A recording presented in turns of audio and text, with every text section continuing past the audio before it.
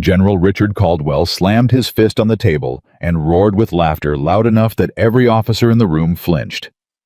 A lieutenant's opinion? You want me to rewrite an entire operation because of a lieutenant's opinion? 40 senior officers laughed with him, some openly mocking one calling her a child playing soldier. Lieutenant Emily Carter didn't blink. She didn't argue. She simply placed one thin sealed folder on the table in front of him. The moment he opened it, the laughter died instantly, and General Caldwell's face went white. Comment the city you're watching from right now, subscribe, and stay until the end, because what's inside that folder is about to leave this entire room speechless. The laughter hit Emily Carter like a wave breaking against rock. It came from all sides of the briefing room at once, low chuckles rolling into open amusement, and she let it wash over her without moving a single muscle in her face. 41 officers sat around that table. 41 men and women who outranked her by every measure the Army recognized, and every one of them was watching her the way people watch something they've already decided isn't worth watching. General Richard Caldwell leaned back in his chair, arms crossed over his chest, and studied her, the way a man studies a chess piece he's already decided to sacrifice. "Lieutenant," he said, letting the word stretch out, savoring it. "Do you understand what you just asked this command to do?" "I understand exactly what I'm asking, sir," Emily said. Her voice didn't rise, it didn't shake. It simply existed in the room the same way it had before the laughter started. "You want us to delay a joint operation, reroute 2 extraction teams, rewrite 6 days of coordinated planning between 3 separate units." Caldwell ticked the points off on his fingers like he was listing crimes. "Because a lieutenant with 18 months at this post has a feeling about the terrain." "Not a feeling, sir. A pattern." Someone near the end of the table laughed again, sharper this time, and Emily recognized the voice without turning her head. Major Daniel Torres. He'd been dismissive of her from the first week she arrived, the kind of dismissive that hid behind politeness in private conversation, and turned openly contemptuous the moment an audience was watching. "A pattern," Torres repeated like the word itself was a joke. "Right. Because clearly the intelligence division didn't think to look for patterns before they signed off on this operation." "They looked," Emily said. "They just didn't look at the right data set." The room went quiet in a different way then. Not respectful quiet. The quiet of people bracing for someone to be humiliated and wanting a clear view of it. Caldwell uncrossed his arms and sat forward, and something in his posture told Emily this was the moment he'd been waiting to have. He had wanted this confrontation since the first day her transfer orders landed on his desk, with a classification stamp he wasn't cleared to fully read. "Let me be clear about something, Lieutenant Carter," he said. "I have led combat operations since before you were old enough to drive a car. I have buried friends because someone in a briefing room decided their theory was more important than experience. So when you stand up in front of my staff and tell me my operation has a flaw, you had better bring me something better than a pattern." "I brought you the satellite corridor data from the last 4 resupply runs," Emily said, cross-referenced against the enemy's known troop rotation schedule. "There's a 14-hour window where our extraction route runs directly through territory that gets reinforced on a cycle nobody accounted for." "Nobody accounted for it," Caldwell said slowly, "because it isn't there. My intelligence officers reviewed that corridor 3 times. Your intelligence officers reviewed troop counts. I reviewed movement timing. Those aren't the same thing, sir." For a moment, nobody in the room said anything at all, and Emily felt the shift the way she always did, that flicker of doubt that passed through a room right before people decided collectively to bury it rather than examine it. She had seen this exact moment a dozen times before in other rooms with other officers, and she knew precisely what came next. Caldwell laughed again, but this time it was shorter, harder, meant to close a door rather than open one. "You expect us to change an entire operation," he said, "because of a lieutenant's opinion."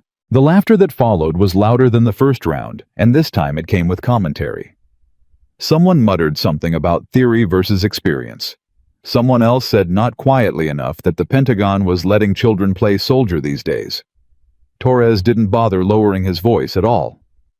"With respect, ma'am," he said, And there was no respect anywhere in his tone. Some of us have actually been shot at.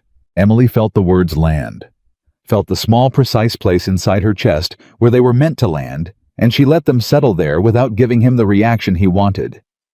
She had learned a long time ago that the officers who needed her to flinch were the ones least equipped to survive the moment she didn't. "I have 2 major," she said quietly. "I just don't talk about it in briefing rooms." That should have ended the exchange. It should have been the kind of line that made a room go still with reconsideration. Instead, Torres smiled like she'd handed him exactly what he needed. "Convenient," he said. Caldwell held up a hand before it could go further. Though not because he was defending her, Emily could see that clearly in the flat, unimpressed set of his mouth. He simply wanted to be the one who ended this, not Torres. "Lieutenant," he said, "I've heard your assessment. I've heard your data. My answer is no. We proceed with the operation as planned. Sit down." Emily didn't sit down immediately. She stood there for one more second, folder still closed in her hands, and let her eyes move once across the room, not pleading, not searching for an ally, just recording. She wanted to remember exactly who had laughed and exactly who hadn't. One man hadn't laughed at all. Colonel Marcus Hargrove sat near the far end of the table, arms folded, face unreadable, and while every other officer in the room had either laughed or smiled or looked away in discomfort, Hargrove had watched Emily with the kind of stillness that belonged to a man doing quiet arithmetic. When their eyes met for half a second, he didn't smile. He didn't nod. But something in his expression told her he had heard something in her voice that the rest of the room had missed entirely. She sat down. The briefing continued around her as though she had never spoken. Caldwell's staff moving through logistics and timelines with the practiced rhythm of men who had done this 100 times before, and Emily kept her hands folded over the closed folder in her lap and said nothing more. But her mind did not stop working. It never stopped working. While Caldwell's operations officer walked through extraction waypoints on the projector, Emily was already rerunning the corridor timing in her head, checking it against itself, looking for the flaw in her own reasoning, the way she always did before trusting a conclusion completely. There was no flaw. She had checked 4 times before ever walking into this room. She would check it a 5th time tonight and a 6th time tomorrow, because that was simply how she operated. And because she already knew with a certainty that sat cold and unmoving in her chest, that somewhere out past that 14-hour window, soldiers were going to walk into ground that had already been prepared for them. The meeting ended 40 minutes later. Officers filed out in loose clusters, some still murmuring about the lieutenant who'd tried to lecture General Caldwell on tactics, and Emily gathered her folder and rose from her chair without waiting to be dismissed a second time. She was 3 steps from the door when Torres fell into pace beside her, close enough that his voice didn't need to carry. "You know what your problem is," he said. "I have a feeling you're about to tell me. You think being right is the same thing as being ready." He shook his head, almost amused by his own observation. "Out here it isn't. You can be right about every piece of data on that table and still get people killed because leadership isn't about data. It's about earning the room. I didn't come here to earn a room, Major." "Then you're going to have a very short career." He peeled off toward the officer's mess before she could answer, and Emily kept walking, folder held against her side, her face arranged into the same calm mask it had worn for the entire meeting. It wasn't until she reached the end of the corridor alone that the mask slipped for exactly 3 seconds, long enough for her jaw to tighten, long enough for her free hand to curl briefly into a fist at her side before she exhaled slowly and let it go. She had been humiliated in rooms like that one before. She had learned a long time ago that the humiliation itself didn't matter. What mattered was whether the people in the room survived the consequences of ignoring her. Sergeant Kayla Hale was waiting outside, leaning against the corridor wall with a tablet tucked under one arm, and one look at Emily's face told her everything she needed to know. That bad. They're proceeding as planned. Hale let out a breath through her nose, something between disbelief and disgust. "Did you show them the corridor timing?" "I showed them everything." And General Caldwell asked the room to laugh at me, and the room obliged. Hale fell into step beside her as they walked, and for a moment, neither of them said anything else. Hale had been assigned to Emily's small analysis team for 6 months, long enough to understand exactly how rare it was for Emily to be wrong about anything involving timing and movement patterns, and long enough to be furious on her behalf without Emily ever having to ask her to be. "You could tell them who you are," Hale said finally, quietly, glancing sideways to make sure no one else was in earshot. "One phone call, one name. This whole thing goes away." "No," Emily said. "Emily, no," she said again, more firmly this time, though her voice never rose above a level that would carry past the two of them. "The moment I do that, I stop being an officer with an assessment, and I become a name people either fear or resent. Either way, nobody listens to the actual data again. They just react to who I am. They're not listening to the data now. That's a different problem. I can fix that with more evidence. I can't fix the other thing at all." Hale didn't argue further, though. The tightness in her shoulders said she wanted to. They walked the rest of the corridor in silence, and it wasn't until they reached the small analysis office Emily had been assigned little more than a converted supply room with 2 desks and 3 monitors that struggled to run the mapping software without lagging, that Hale spoke again. "I pulled something while you were in there," she said, setting the tablet down on the desk and turning the screen toward Emily. "You should see it before you check the corridor data a 5th time." Emily's eyes moved across the screen, and whatever calm she'd managed to hold onto through the humiliation of the briefing room thinned instantly into something sharper. "When did this come through?" 40 minutes ago, right around the time you were standing in that room getting laughed at. It was an access log. Unremarkable at first glance, the kind of routine system record nobody ever bothered to read unless they were looking for something specific. Emily was always looking for something specific. Her eyes moved down the timestamps, and she felt the small, cold certainty she'd learned to trust more than almost anything else in her career. Someone had pulled the full satellite corridor files, the same files she'd spent the last 4 days analyzing at 2 in the morning, 11 hours before her briefing. Someone who wasn't on her team. Someone who wasn't supposed to have clearance for raw satellite feed at all. "Who has this access level?" Emily asked. "That's the thing," Hale said. "According to the roster, nobody at this post is supposed to. It's outside the standard clearance for Fort Vanguard's intelligence division entirely." Emily stared at the screen a moment longer, and something that had been a quiet professional disagreement in a briefing room 10 minutes earlier began very slowly to feel like something else. "Pull everything on that access," she said. "Every login, every file, touched every minute that account was active." "Already started. It's going to take time. Whoever did this routed the access through 3 different terminals. It's not going to be a clean trail. Then we make time." Emily set her folder down on the desk and opened it for the first time since walking out of the briefing room, spreading the corridor maps across the surface with the same methodical calm she brought to everything. Though underneath that calm, something had shifted. She had walked into that room prepared to argue that General Caldwell's staff had missed a pattern. She was beginning to wonder if the pattern hadn't been missed at all, if it had been deliberately buried. The door opened without a knock, and both women looked up to find Colonel Hargrove standing in the frame, his expression as unreadable as it had been in the briefing room, though there was something searching in the way his eyes moved over the maps spread across the desk. "Lieutenant Carter," he said. "Colonel." Emily straightened slightly, some old instinct making her want to close the folder, though she resisted it. Whatever Hargrove wanted hiding her work from him wasn't going to help her. "I watched that briefing," he said, stepping into the small office and closing the door behind him, a small gesture, but one that told both women he intended this conversation to stay contained. "I've sat through a lot of briefings in 26 years of service. I don't think I've seen a room turn on someone that fast in a long time. With respect, sir, I'm not sure why you're here."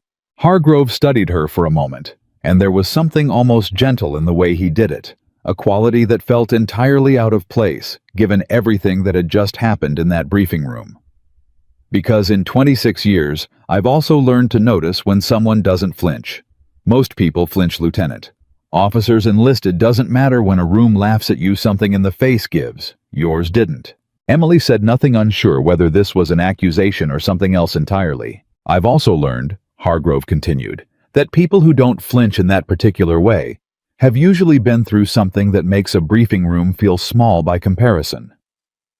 His eyes moved briefly, deliberately, to the folder open on her desk, not to the maps, but to the edge of a page beneath them. A page with a classification header Emily had not shown anyone in that room. I'm not going to ask what's in your file, Lieutenant. That's not my business, and frankly, I doubt I'm cleared for it. But I want you to know that not everyone in that room today believed what they were laughing at. Then why didn't anyone say so?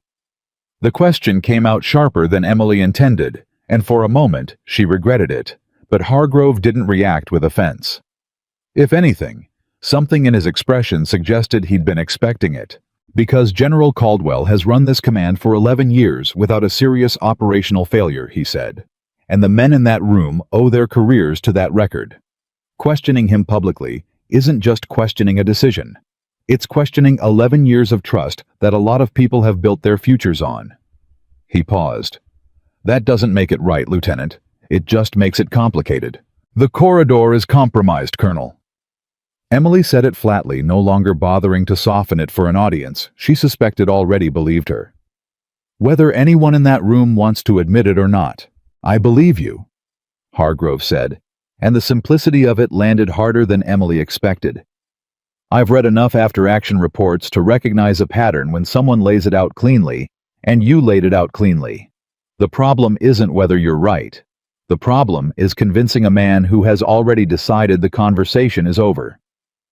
So what do you suggest? I suggest you keep building your case, Hargrove said, quietly, thoroughly, the way you clearly already do everything, and I suggest you understand that General Caldwell is not going to change his mind because of one briefing.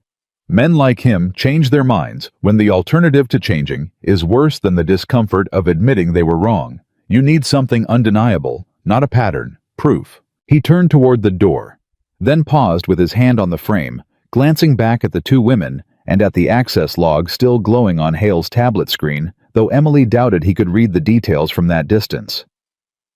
Whatever that is you're looking into, he said, nodding faintly toward the tablet. I'd move quickly. Operation Silent Horizon launches in 6 days. Whatever window you're worried about, it isn't going to wait for the chain of command to catch up. The door closed behind him, and for a long moment neither Emily nor Hale spoke.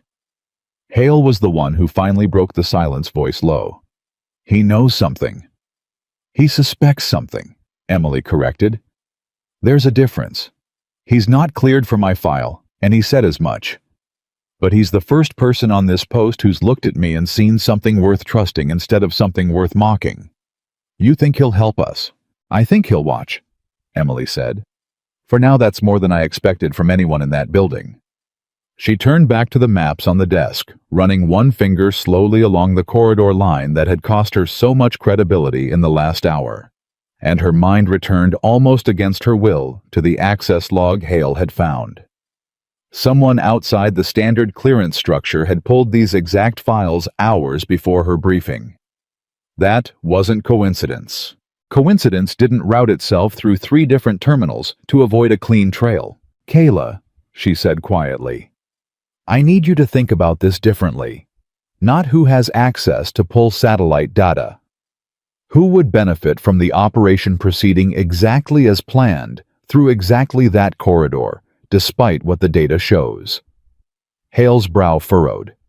You think someone wants it to go through there? I think someone already knew what I found before I found it, Emily said. And I think whoever that is has a reason to want 2 extraction teams walking straight into that 14-hour window, whether the data says it's safe or not. The words hung in the small office for a long moment, heavier than anything that had been said in the briefing room an hour earlier, and Hale's expression shifted from frustration into something closer to alarm. That's not incompetence, she said slowly. I know what that is, Emily said. I just can't prove it yet. They worked through the afternoon and well into the evening, cross-referencing the corridor's compromised access against personnel logs, deployment schedules, communication traffic, anything that might explain why someone with unauthorized clearance had wanted eyes on that exact data before Emily ever presented it.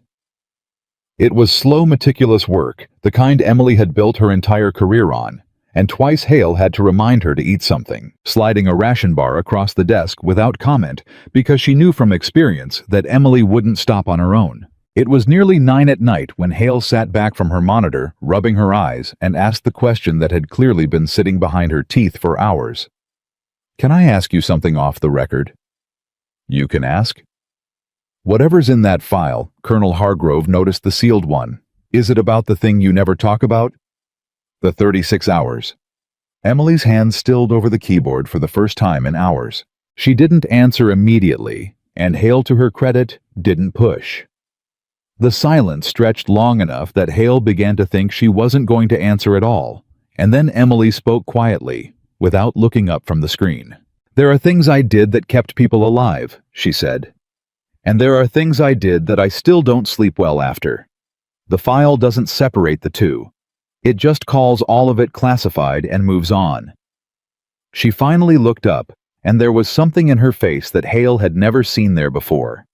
Not the calm, unshakable mask she wore in briefing rooms, but something raw underneath it. "I don't talk about it because talking about it doesn't bring back the men I couldn't get out in time. It just makes other people look at me differently. And I have work to do that requires people to look at the data, not at me. Even when they laugh at you instead." "Especially then," Emily said, "because the moment I make it about me, I lose the only leverage I actually have, which is being right consistently, until being right becomes impossible to ignore." Hale didn't respond right away, but something in the way she looked at Emily afterward had changed, a quiet recalibration that had nothing to do with rank or clearance, and everything to do with simple human respect. She turned back to her monitor without another word, and the two of them kept working. It was nearly midnight when Hale found it. "Emily." Her voice had changed sharper, urgent, the exhaustion burned out of it entirely. "You need to see this." Emily crossed the small office in 3 steps and leaned over Hale's shoulder, and what she saw on the screen made the cold certainty in her chest turn into something closer to dread. The unauthorized access to the corridor files hadn't come from outside Fort Vanguard at all. It had been routed, deliberately disguised behind 3 layers of terminal redirection designed to look external, but the final authentication key buried under all of it belonged to a login credential issued from inside this post's own communications division. "That's not an enemy intrusion," Hale said slowly.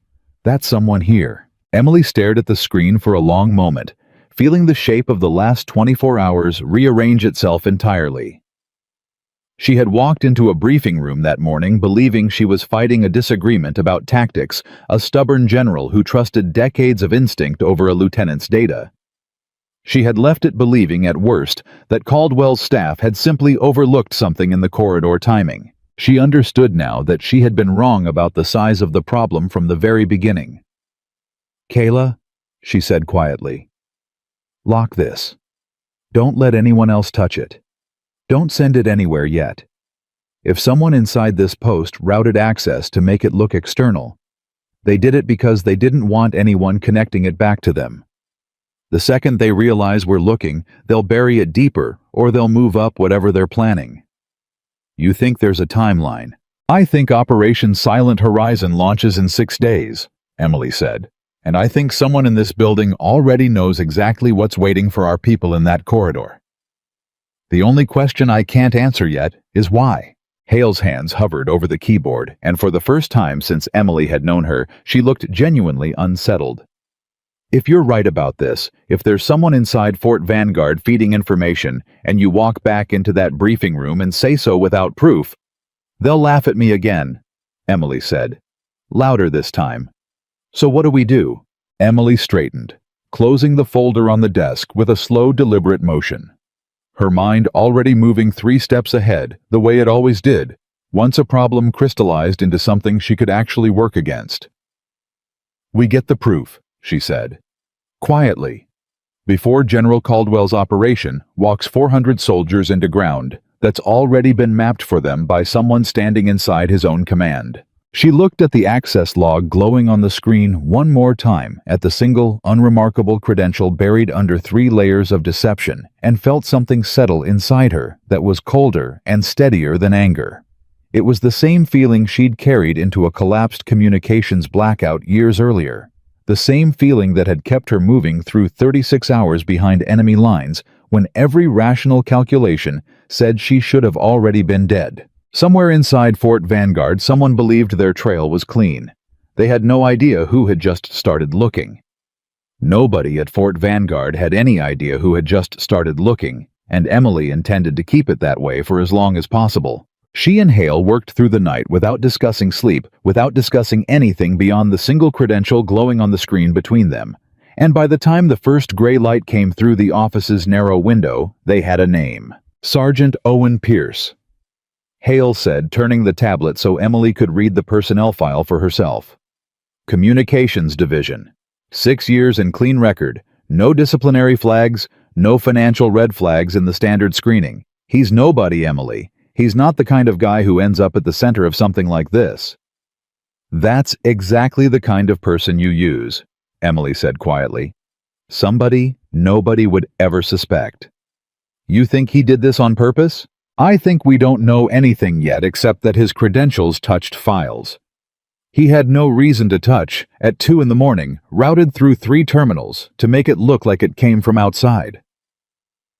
Emily rubbed at her eyes, the exhaustion finally starting to catch up with the adrenaline that had carried her through the night.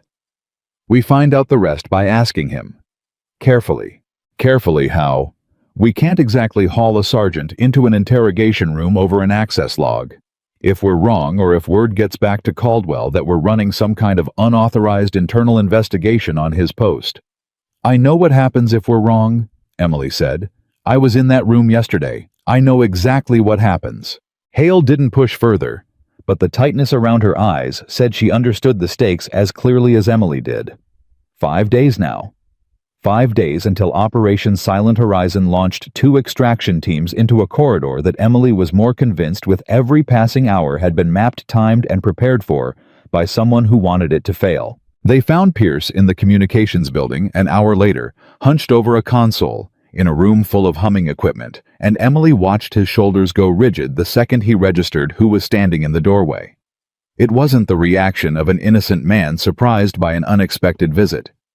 It was the reaction of a man who had been waiting for longer than he wanted to admit, for someone to finally show up and ask the question he'd been dreading. Sergeant Pierce, Emily said. Do you have a few minutes? I'm pretty tied up right now, ma'am. His eyes didn't leave his monitor.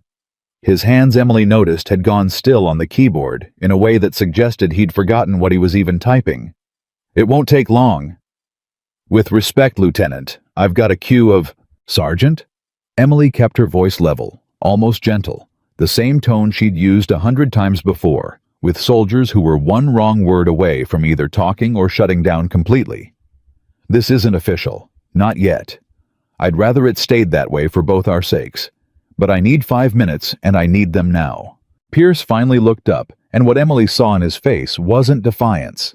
It was fear, raw, and barely contained the kind of fear that lived just under the surface of a man who hadn't slept properly in longer than one night. He followed them into the small equipment closet at the end of the hall without another word. I know about the 2 a.m. access, Emily said once the door was closed. No preamble, because she'd learned a long time ago that men like Pierce broke faster under a direct approach than a gentle one. The gentleness could come after. Satellite corridor files. Routed through 3 terminals to make it look external. Your credentials were the ones underneath all of it. Pierce's face went the color of old paper. I don't... he started, and then stopped, because the lie was already dying in his throat before it fully formed. Sergeant? Emily softened her voice now exactly as much as the moment required. I'm not here to end your career. I'm here because in 5 days, 400 soldiers are going to walk into a corridor that somebody wanted mapped in advance, and I think you know something about why. I didn't want to do it. The words came out fast, cracking apart the second they left him, and Hale took an instinctive step back to give him room to fall apart, without an audience pressing in too close. I swear to God, Lieutenant, I didn't have a choice. Tell me. Pierce's hands were shaking now, and he pressed them flat against his thighs, as if he could force them still by sheer will. 3 weeks ago, somebody approached me off-post.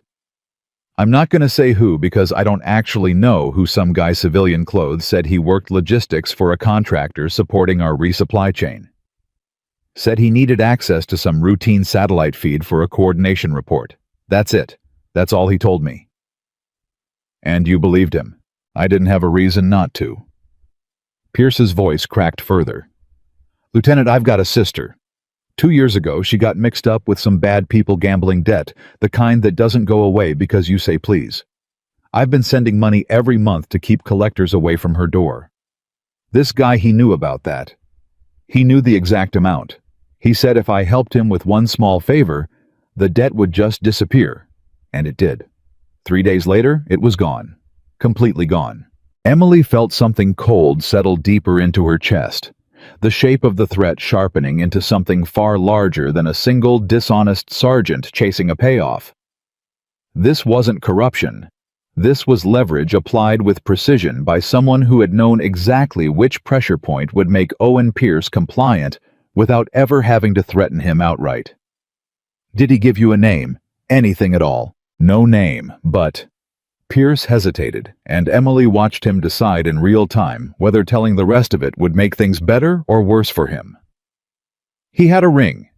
Military academy ring, the kind you only get from one of like 4 schools.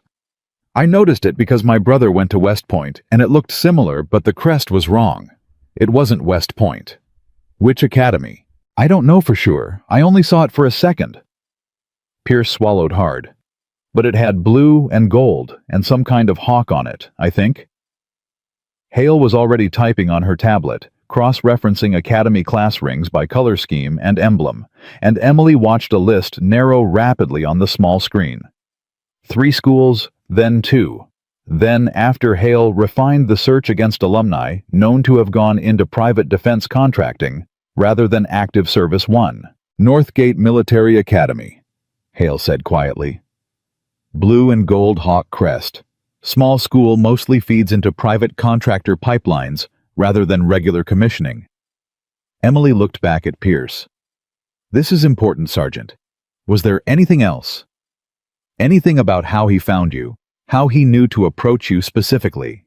He said... Pierce's jaw worked for a second before the words came out.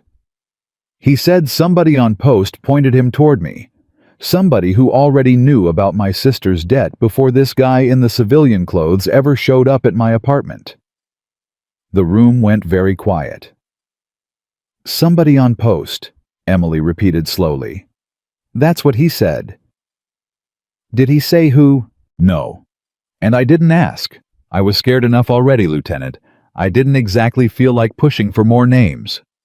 Pierce dragged a hand down his face, and for the first time since they'd cornered him, something like relief crept into his voice, the exhausted relief of a man who had been carrying a secret far too heavy for far too long. I've hated myself every day since. I keep thinking about what that corridor data actually gets used for. I keep thinking about who might walk into something because of what I did. You're going to help fix it, Emily said, and it wasn't a question. Pierce looked up at her, something desperate and grateful passing across his face all at once. Anything, whatever you need. For now you say nothing. You go back to your station, you act exactly the way you've been acting for the last 3 weeks, and you do not mention this conversation to anyone. Not your CO, not a friend, not anybody. If the person who approached you finds out we're onto this before we're ready, they'll bury every piece of proof that connects them to any of it, and they might do worse than that to make sure you can't talk. Pierce nodded fast, too fast, fear flooding back into his face at the reminder of exactly how much danger he'd already put himself in. They left him standing alone in the equipment closet, and Emily didn't look back, because looking back wouldn't do either of them any good now. Outside in the corridor, Hale exhaled like she'd been holding her breath since they walked through the door. Northgate Academy. Private contractor pipeline. Someone with academy ties working for or with the defense contractor using inside knowledge of a soldier's personal finances to force access to classified corridor data. She shook her head slowly. Emily, this isn't a leak. This is an operation. Somebody planned this. I know. So, who inside Fort Vanguard would have known about Pierce's sister? That's not public information. That's the kind of thing you'd only know if you had access to personnel welfare files, or if you were close enough to him socially that he mentioned it himself. Emily finished. Which narrows it. Pierce doesn't strike me as a man who broadcasts his family's problems to strangers. Hale's eyes widened slightly as the implication settled. You think it's someone he actually knows. Someone who used a personal relationship to gather leverage before handing him off to the contractor. I think we need Pierce's full contact history for the last 2 months, Emily said. Every conversation, every meal, every card game, every casual conversation in a break room that might have touched on money problems. Somebody built a profile on him before they ever made an approach, and profiles like that don't build themselves from personnel files alone. They were halfway back to the analysis office when Emily's radio crackled, and the voice on the other end made her stomach tighten before the message even finished. Lieutenant Carter, report to General Caldwell's office immediately. Hale's head turned sharply. That's not good. No, Emily agreed. It isn't. She left Hale with instructions to keep working the contact history quietly and walked the length of the post alone, running through every possible reason Caldwell would want to see her less than 20 hours after laughing her out of a briefing room. None of the possibilities she came up with were reassuring. Caldwell's office door was open when she arrived, and Major Torres was already inside, standing near the window with his arms crossed in a posture that told Emily immediately this conversation had been staged before she ever walked in. Lieutenant. Caldwell didn't look up from the paperwork on his desk. Close the door. She closed it. I received an interesting report this morning, Caldwell said, finally lifting his eyes to hers. It seems someone in my command has been pulling personnel files without authorization. Welfare records, financial disclosure forms, contact logs. All of it routed through the same small analysis office I happen to know you've been assigned to. Emily kept her face still, though her mind raced through every possible way this could have gotten back to him this fast. Someone had noticed Hale's search activity. Someone had flagged it and reported it directly to Caldwell, rather than through any normal channel, which meant someone had been watching for exactly this kind of digging and had been ready to move the moment it started. Sir, if I may. You may not yet. Caldwell's voice was flat, controlled in a way that was somehow more unsettling than the open contempt he'd shown her in the briefing room. I laughed at your assessment yesterday, Lieutenant. I'll admit that. But I did not authorize you to run an unofficial investigation into my personnel using resources that fall well outside your clearance and your assignment. I have reason to believe the corridor compromise I reported yesterday wasn't an accident, sir. I have reason to believe someone on this post deliberately— Do you have proof? Caldwell cut in. Emily hesitated, and that hesitation cost her more than she wanted to admit. She had a frightened sergeant's testimony, an academy ring description, and an access log that pointed toward an internal credential. She did not yet have anything that would survive a formal challenge, and she knew it, and worse, she suspected Caldwell knew it too. Not yet, sir. I'm building toward it. You're building toward accusing someone in my command of sabotage, Caldwell said, based on a hunch the same way you built toward accusing my staff of missing an intelligence gap yesterday. Do you see a pattern here, Lieutenant, or should I spell it out for you? Torres, still by the window, allowed himself the smallest suggestion of a smile, and Emily felt something in her chest go tight and cold at the sight of it. With respect, sir, I'm not accusing anyone yet. I'm investigating a legitimate security concern. You're investigating a legitimate security concern using unauthorized access to files you have no business touching, Caldwell said. And if this continues, I will have no choice but to refer the matter to the Inspector General. Not to protect whoever you think you're chasing, Lieutenant, but to protect the integrity of this command from a junior officer who seems determined to turn a professional disagreement into a witch hunt. The words hit exactly as hard as Emily suspected they were designed to hit, and for one dangerous second, She felt the old instinct rise in her, the instinct to open the folder. She still hadn't shown him to lay her sealed file on his desk and let 36 hours behind enemy lines speak for itself to make him understand exactly who he was threatening with an Inspector General referral. She crushed the instinct the way she always did. "I understand, sir," she said instead. I understand that you want this investigation to stop. I want it conducted properly," Caldwell said, "through appropriate channels by people with the clearance and authority to do so, not by a lieutenant and a sergeant working out of a converted supply closet." He leaned back, and something in his expression shifted slightly. Not warmth, but perhaps the faintest flicker of something more measured than the contempt he'd shown before. "If you genuinely believe there's a security compromise, Lieutenant, file a formal report. Through the proper office, today. A formal report will take days to process, sir. Operation Silent Horizon launches in 5. Then you'd better write quickly." There was nothing left to say. Emily saluted, turned and walked out of the office with her spine straight and her expression composed, and it wasn't until she was 3 corridors away that the full weight of what had just happened landed on her. Someone had reported her and Hale's activity to Caldwell within hours of them starting to dig. That level of speed meant someone was actively watching the system for exactly this kind of search pattern, which meant whoever had orchestrated Pierce's compromise was still monitoring, still protected, still one step ahead of anything she tried to do through official means. She found Hale back in the office, tension radiating off her before Emily even said a word. "They know we're looking," Emily said. "How much do they know?" "Enough that Caldwell had a report on his desk about our personnel file searches before we even finished having the conversation." Emily closed the office door and lowered her voice out of pure instinct, though she knew it made little practical difference if their systems were already being watched.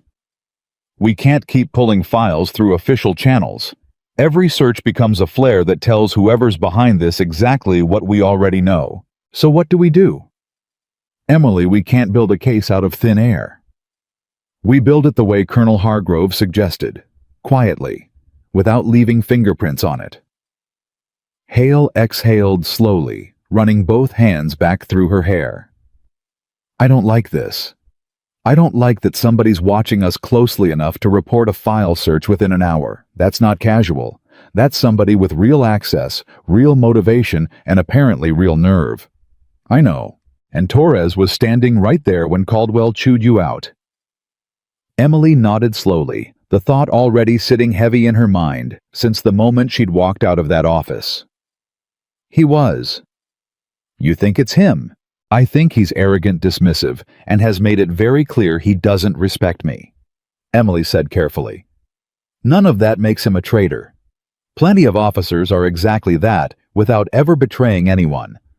But I also think it's worth finding out exactly where Major Torres was 3 weeks ago, around the time someone approached Sergeant Pierce." They worked the rest of the day at a careful, deliberate pace, avoiding anything that might trip another alert cross-referencing what little they could access through routine, unremarkable channels: deployment logs, leave requests, off-post, travel authorizations that wouldn't raise flags the way a direct personnel search would. It was slower, it was frustrating, and by early evening it had produced exactly one useful thread. Major Daniel Torres had submitted an off-post travel authorization 3 weeks earlier. The exact week Pierce described being approached listing his destination as a family visit 2 hours from post. Routine, unremarkable. Except that the authorization had been submitted and approved less than 6 hours before departure, an unusually tight turnaround for a routine family visit, the kind of timeline that suggested either genuine spontaneity or a trip planned in a hurry for reasons that had nothing to do with family at all. "That's thin," Hale admitted, staring at the record. "A short-notice travel authorization isn't proof of anything." "No," Emily agreed. "But it's a thread, and threads lead somewhere if you pull them carefully enough." It was nearly 7 that evening when Colonel Hargrove appeared in their doorway again, this time without knocking, closing the door behind him before either woman could react. "You two are drawing attention," he said without preamble. "We're aware," Emily said. I don't think you fully are. Hargrove's voice carried an urgency that hadn't been there in their last conversation. I was in General Caldwell's office an hour ago for an unrelated matter. Major Torres was there before me, and I heard part of a conversation I don't think either of them meant for anyone to overhear. Torres told Caldwell, and I'm quoting as closely as I can, that the lieutenant's little investigation needs to be shut down before it embarrasses this command in front of people who matter. Emily felt the words settle like stones. People who matter. That was the phrase, Hargrove confirmed. I don't know who he meant. Could be nothing, could just be Torres being Torres, worried about optics in front of higher command. But I've known Daniel Torres for 4 years. Lieutenant, and I have never once heard him use language like that. He doesn't usually care about embarrassment. He cares about being right. Unless he's protecting something specific, Emily said quietly. Unless that, Hargrove agreed. He crossed the small room and set something on the desk between them, a plain manila folder, unmarked, the kind that wouldn't draw attention in any filing system. I can't officially help you with this, and if anyone asks, I never gave you this. But I pulled contract records for Fort Vanguard's logistics support over the last 18 months. There's a company in there you should look at. Iron Bridge Strategic Solutions. Small private. Does resupply coordination and satellite support contracting for 3 different posts, including this one. What about them? They're a Northgate Academy alumni network company, Hargrove said. Half their senior staff graduated from the same school. Blue and gold hawk crest, if that means anything to you. Emily's breath caught, and beside her Hale sat forward sharply. It means everything, Emily said. There's more. Hargrove tapped the folder. Iron Bridge's current resupply contract with this post is up for renewal in 6 weeks. And their renewal terms include an expanded scope, full logistics oversight for extraction and rescue operations, not just resupply. A scope expansion like that usually needs justification. The kind of justification that comes from an existing operation demonstrating gaps in current capability. The room went utterly silent, and Emily felt the full shape of it click into place with a clarity that turned her stomach. If Operation Silent Horizon fails, she said slowly, if soldiers walk into that corridor and something goes wrong, it demonstrates exactly the kind of capability gap that justifies expanding a private contractor's oversight into extraction and rescue missions. And a bigger contract, Hale said. A much bigger contract. Somebody isn't trying to sabotage this operation out of malice, Emily said. Somebody is trying to engineer a failure specific enough, controlled enough to make the case for handing more of this post's operational responsibility to a private company. And they need someone inside this command with enough influence to make sure the operation proceeds exactly as planned, through exactly the corridor that's been compromised, no matter what evidence says otherwise. Hargrove's face had gone grim. I want to be very clear with both of you. I have no proof that Major Torres has any connection to Iron Bridge beyond a badly timed travel request and one overheard sentence. I could be wrong. He could be exactly what he appears to be, an arrogant officer, worried about a junior lieutenant embarrassing his general. Do not let what I've told you turn into a conclusion before you have the evidence to support it. Understood, Emily said, though something in her voice made it clear the warning, however fair, wasn't going to slow her down. There's one more thing, Hargrove added, and something in his tone made both women go still. I checked the operational overlay before I came here.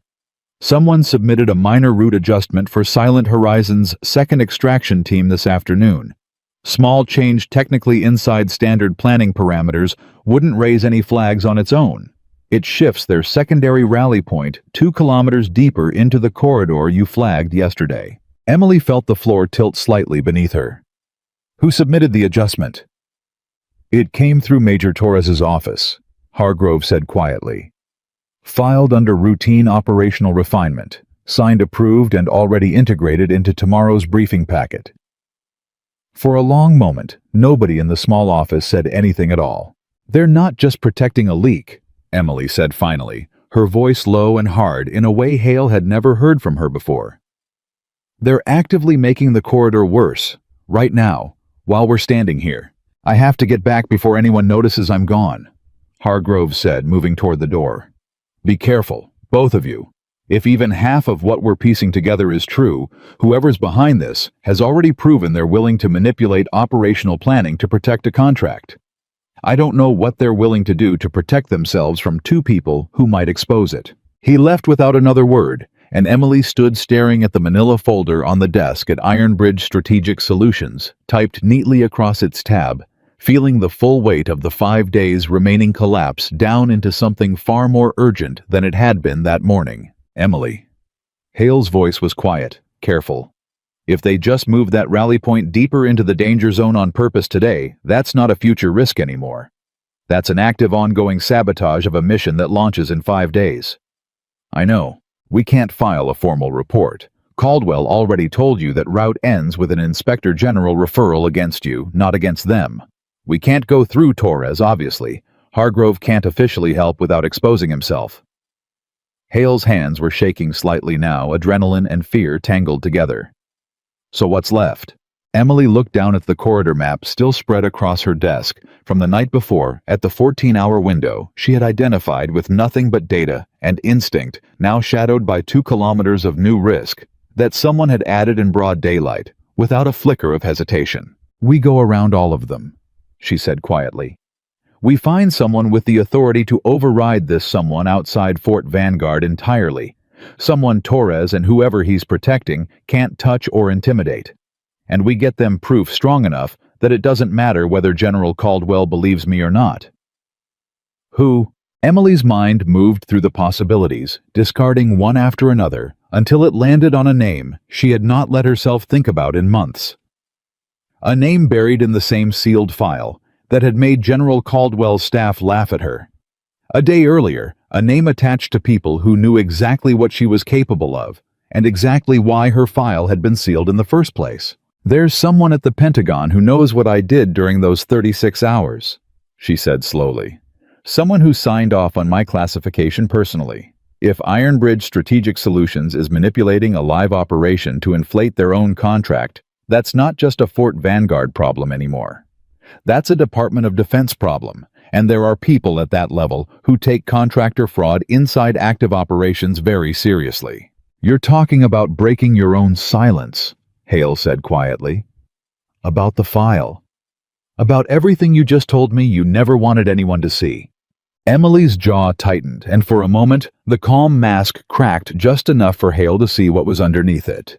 Not fear exactly, but something close to it. The specific dread of a woman who had spent years protecting a version of herself that only existed on paper in a sealed file, and who now understood that protecting 400 soldiers might cost her that privacy completely.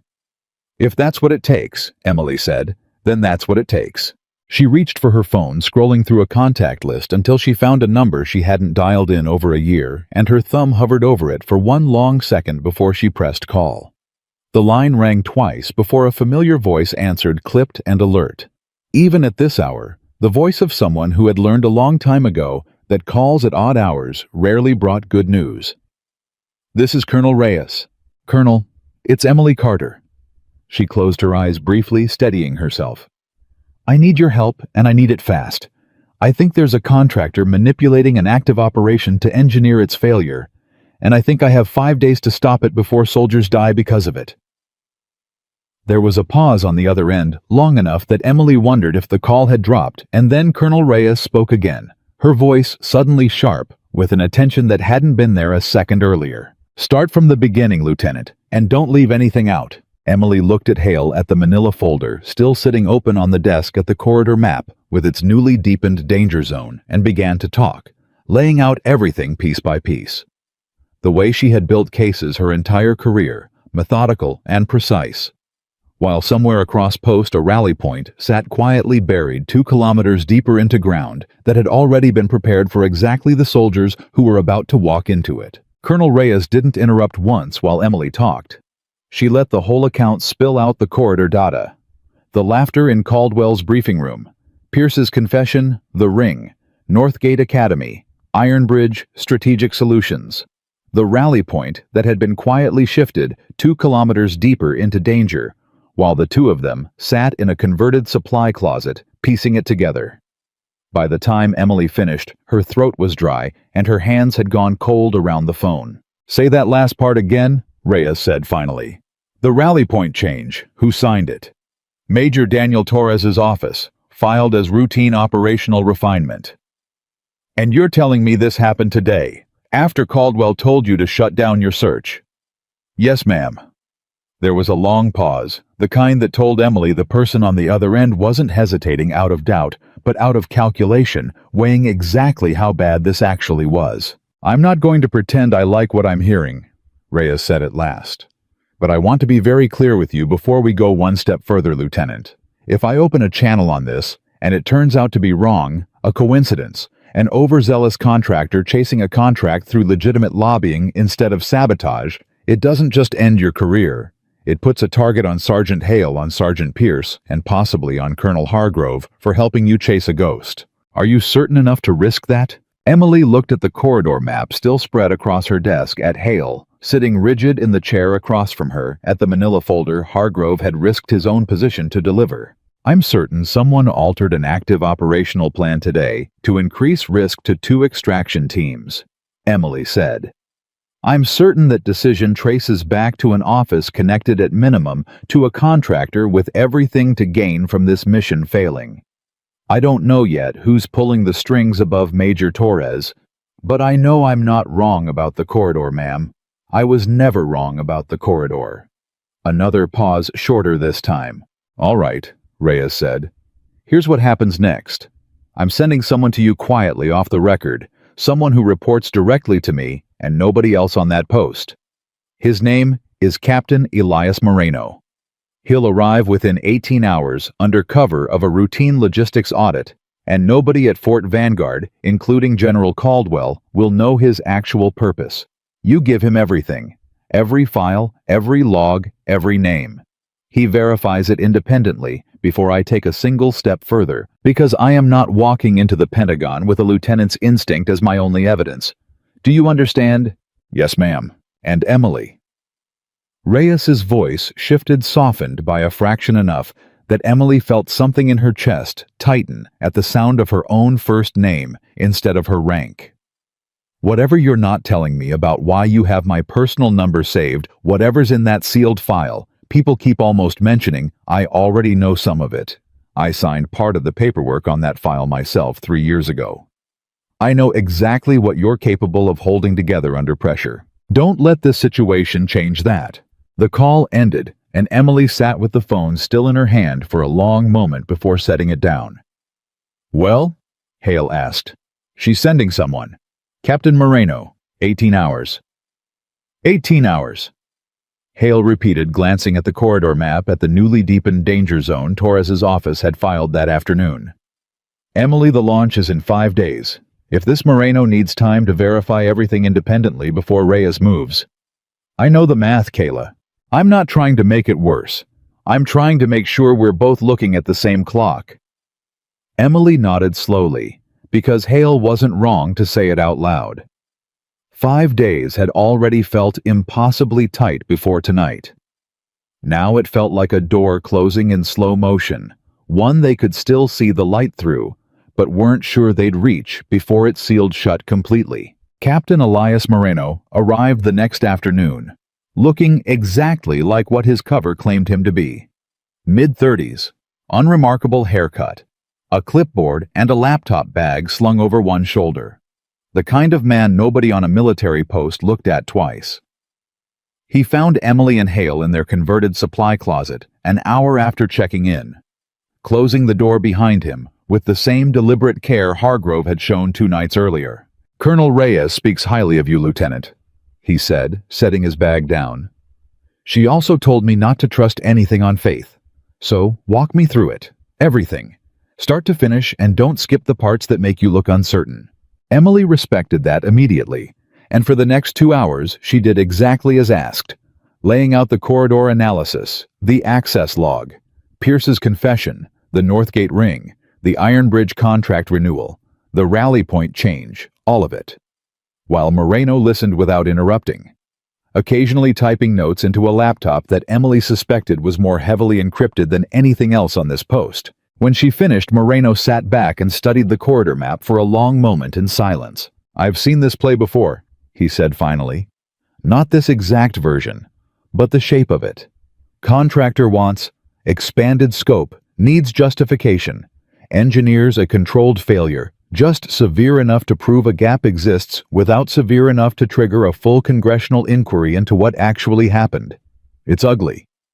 It's also depressingly common in defense contracting circles, more than most people would want to believe." "So you believe us," Hale said. "I believe the pattern," Moreno said carefully. "I don't yet believe we know who's actually running it. Major Torres filed a rally point change. That makes him a person of interest. It doesn't make him the architect. In my experience, the person who signs the paperwork is rarely the person who benefits most from what the paperwork does." "Then who?" Emily asked. "That's what I'm here to find out." Moreno pulled a folder of his own from his bag, considerably thicker than the one Hargrove had provided, and spread several pages across the desk. Iron Bridge Strategic Solutions. I pulled their full corporate structure before I flew out here. Founded 11 years ago by 2 Northgate Academy alumni. Current CEO is a man named Gerald Voss, retired lieutenant colonel, 22 years of service, left under what his file politely calls differences in strategic philosophy with his last commanding officer. Who was his last commanding officer? Emily asked, though something in her chest had already started to guess the answer before Moreno said it. Moreno looked up at her, and there was something careful in his expression, the look of a man about to hand over information he knew would land like a blow. "General Richard Caldwell," he said. The room went silent in a way that felt entirely different from every silence that had come before it. "That doesn't mean Caldwell is involved," Moreno added quickly, watching Emily's face. "In fact, if anything, it points the other way. Voss left under a cloud of disagreement with Caldwell over exactly this kind of thing. Voss wanted to push private contractor involvement deeper into combat and extraction operations years before it left the service. Caldwell blocked it repeatedly, according to the record. Voss's departure wasn't friendly. If Voss is behind this, he's not working with Caldwell. He's working against him." Emily felt something shift and resettle in her mind, the picture rearranging itself again, the way it seemed to keep doing every time she thought she'd finally found its edges. "So Caldwell laughing me out of that briefing room," she said slowly, "wasn't him protecting a conspiracy. It was him being exactly what he's always been, stubborn dismissive of anyone he thinks hasn't earned the right to challenge him." "That's my read," Moreno said. "Which is actually worse for our timeline, not better. Because it means the man with the authority to change this operation has no idea he's the actual target of the sabotage, not you. Voss doesn't need Caldwell to fail the mission on purpose. He just needs Caldwell too stubborn to listen to the one person who's already found the flaw." Hale let out a slow breath. "So the general's ego is the weapon." "Whether he knows it or not," Moreno said grimly. Emily stood and walked to the small window, staring out at the post without really seeing it, turning the shape of the conspiracy over in her mind like a puzzle piece that finally clicked into place, but revealed a picture darker than she'd expected. If Voss is running this personally, she said, he needs someone inside Fort Vanguard who can move operational paperwork without triggering scrutiny. Someone with enough rank and access to file a rally point change and have it approved without question. "Torres," Hale said. "Torres has motive to dislike me," Emily said slowly. "But I don't think he has motive to sabotage a mission that could get 400 soldiers killed just to protect a private contract he has no financial stake in. Arrogance isn't the same thing as betrayal." "Then who filed it through his office?" Moreno asked. Emily's mind raced back through every interaction of the last 2 days, the briefing room. Torres's dismissive commentary, the hallway conversation, where he'd told her being right, wasn't the same as being Reddy Caldwell's office, where Torres had stood by the window with his arms crossed, watching. And then, unbidden, a detail surfaced that she hadn't thought twice about at the time. "Torres has an aide," she said suddenly. A first lieutenant. I've seen him twice, quiet, always a step behind, handles Torres's paperwork and scheduling. I don't even know his name. Moreno was already typing. Torres's operations staff. Give me a second. His fingers moved fast across the keyboard, cross-referencing personnel rosters against the small unclassified directory he had access to. First Lieutenant Marcus Whitfield. 29 years old, 3 years at this post, handles administrative and operational filing for Major Torres's office. Pull his record, Emily said. It took another 20 minutes, Moreno working through channels Emily didn't fully understand, and didn't ask about before he sat back from the screen with an expression that told her they'd found something before he even said the words. Marcus Whitfield graduated from Northgate Military Academy, he said quietly. Class of 2 years before Gerald Voss's son. The room went silent again, heavier this time, the kind of silence that came with genuine dread rather than surprise. His father. Hale said slowly, reading over Moreno's shoulder. Works as a senior logistics advisor for Ironbridge Strategic Solutions. Emily closed her eyes for a brief second, feeling the entire shape of it collapse into focus at once. A young officer embedded in Major Torres's office, with legitimate access to file operational changes, with a father drawing a paycheck from the exact company that stood to benefit from this mission's failure. It wasn't Torres. It had never been Torres. Torres was simply loud, dismissive, and convenient, the kind of man everyone would suspect first, which made him the perfect shield for the person actually doing the work behind him. He's the one who filed the rally point change, Emily said. Not Torres. Torres probably signed off on paperwork his own aide prepared without reading every line of it closely the way senior officers do 50 times a day. Whitfield used Torres's authority to move that boundary, and Torres has no idea he did it. That fits the pattern, Moreno said. Voss needs deniability at every level. A junior officer who can access operational files without triggering additional review, working under a senior officer's authority. He trusts implicitly. If this ever surfaces, Torres takes the fall for negligence, maybe career-ending. But Whitfield and Voss stay clean because officially Torres signed it. And Whitfield is probably the one who identified Pierce's sister's debt in the first place. Hale said, the pieces of 2 separate nights of investigation finally converging into one line. He'd have access to welfare files through his administrative role. He builds the profile on Pierce, hands it off to a civilian contact, maybe even Voss himself, who makes the approach off-post clean of any connection to Fort Vanguard. Emily felt something cold and clear settle over her, the particular calm that came right before she moved to act, rather than merely understand. We need proof that connects Whitfield directly to the rally point filing and to Pierce's compromise, she said. Not inference. Not a pattern of academy rings and family names. Something that would hold up if Colonel Reyes has to walk it into a room at the Pentagon. I can pull the metadata on the rally point filing, Moreno said. If Whitfield drafted it on his own terminal, before routing it through Torres's approval queue, there should be a digital trail showing the document's actual origin point, not just its final signature. How long? Given the encryption on operational filing systems and the fact that I need to do this without triggering the same kind of alert that got you two hauled in front of Caldwell yesterday. Moreno exhaled slowly. 12 hours, maybe less if I'm lucky. We don't have 12 hours to spare and still make the timeline work, Emily said. Silent Horizon launches in 4 days now. Reyes needs actionable proof with enough runway to actually intervene before those extraction teams move.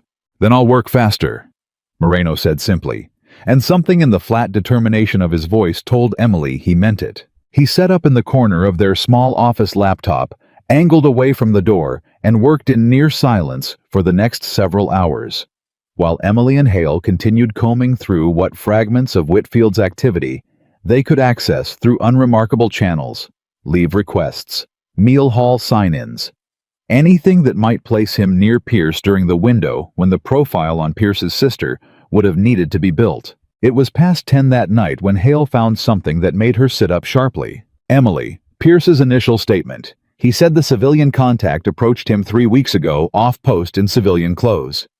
But look at this. She turned her screen toward Emily, a mundane administrative record glowing on it. 2 weeks before that, Whitfield submitted a request to observe Communications Division operations for a routine cross-training exercise. Approved, logged, completely unremarkable on its face.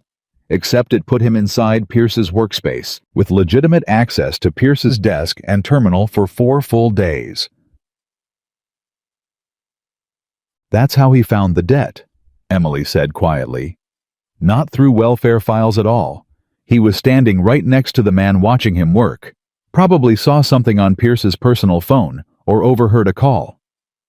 It's still not enough on its own, Hale said, frustration creeping into her voice. Cross-training requests happen constantly. Any defense attorney worth anything tears that apart in 5 minutes. It's a thread, Emily said. We're not building a courtroom case tonight, Kayla. We're building enough for Reyes to justify pulling Caldwell into a room and forcing him to look at this seriously. That bar is lower. Moreno looked up from his laptop for the first time in nearly an hour, and something in his expression made both women go still. I think I found the origin metadata, he said slowly. The Rally Point filing. It wasn't drafted on any terminal assigned to Torres's office at all. He turned the laptop around so they could both see the screen. It was drafted 2 days ago at 11 at night on a personal device that connected to the Post network through a guest credential. Whitfield's? Emily asked. The guest credential was issued under a visitor badge, Moreno said. Logged as belonging to a contractor liaison on Post for a scheduled logistics coordination meeting. Name on the badge, Gerald Voss. For a long, suspended moment, nobody in the room breathed. He was here, Emily said finally, her voice barely above a whisper. On this post, 2 nights ago. He drafted the Rally Point change himself on a guest credential and had Whitfield route it through Torres's queue the next morning to make it look routine. That's not inference anymore, Moreno said, and for the first time since he'd arrived, something like genuine alarm had crept into his usually flat professional tone. That's a former lieutenant colonel, now a private defense contractor, CEO, personally altering an active combat operations extraction plan, using a guest credential to disguise his involvement. Lieutenant, this isn't a contract dispute. This is a federal crime, and it's happening in real time on this exact post, while we're sitting in this room.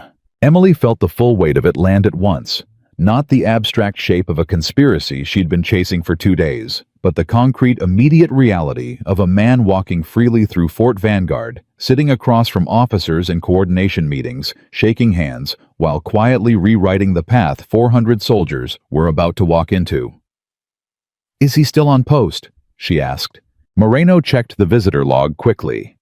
Badge was returned yesterday morning. He's gone. Officially, at least. Officially, Hale repeated. You think he's still watching? I think a man who just personally falsified an operational document isn't going to disappear 4 days before it matters, Moreno said. He's going to want to know it holds. Which means somewhere he's watching for exactly the kind of activity we've been generating for the last 2 days. As if summoned by the thought itself, Emily's phone buzzed against the desk, and all 3 of them went still at the sound.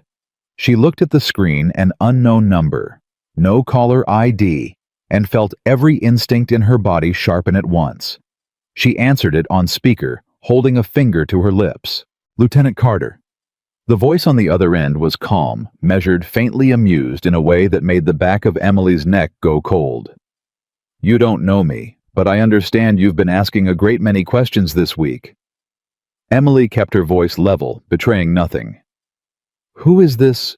A concerned party, the voice said. I'll be brief because I suspect you're recording this, and frankly, I don't much care if you are.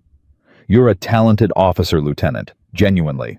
I've read your corridor analysis. It's excellent work wasted on a room too proud to hear it. You're Gerald Voss.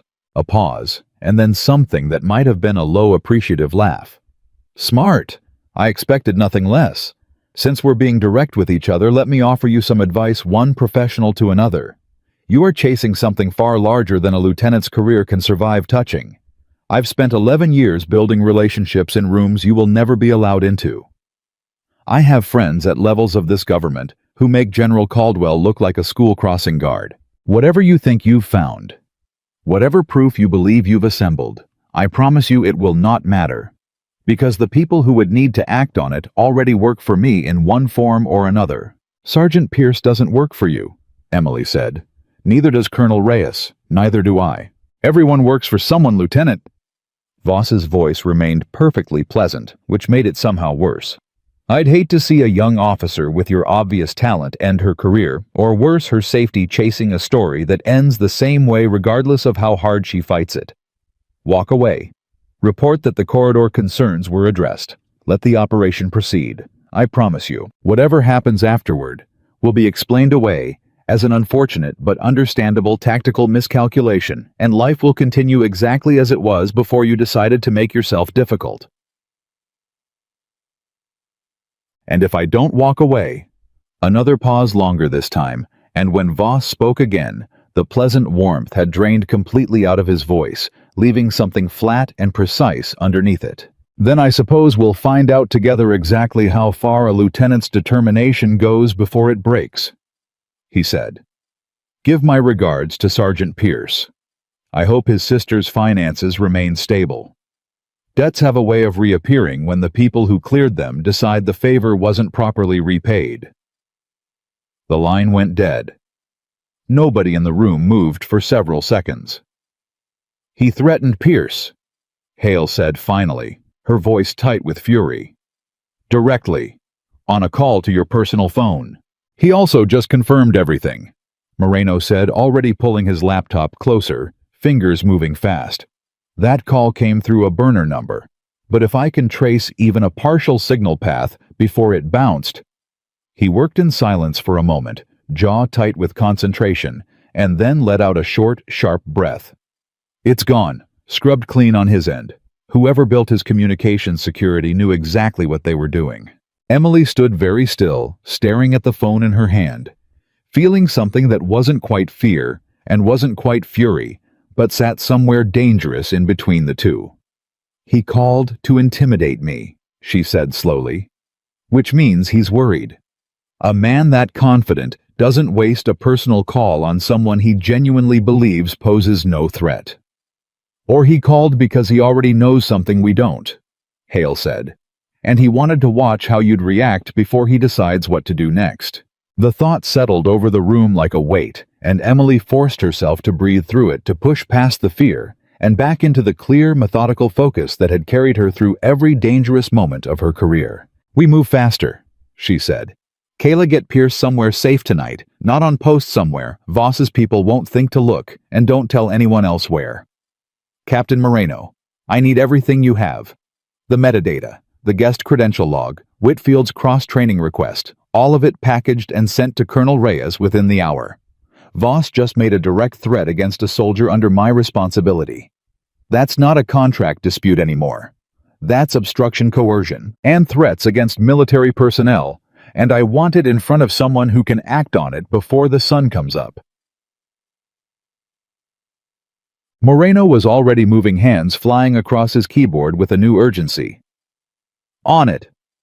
Hale grabbed her jacket, pausing only long enough to meet Emily's eyes. What about you? If he's watching close enough to threaten Pierce by name, he knows exactly who you are too. Then he already knows I'm not going to stop, Emily said quietly. Go. Get Pierce somewhere safe. I'll be fine. Hale hesitated only a second longer before disappearing out the door, and Emily stood alone in the small office, with Moreno's fingers still moving rapidly across his keyboard, the corridor map still spread across the desk. The 14-hour window that had started this entire nightmare staring back up at her with a new and far more dangerous shape. It was nearly midnight when Moreno finally sat back, exhaling slowly. Package sent. Encrypted, routed directly to Reyes's secure channel. If she moves on this tonight, we might actually have a chance of getting ahead of the launch. Might, Emily repeated. I won't lie to you, Lieutenant. Even with everything we've got, this is still going to be an uphill fight.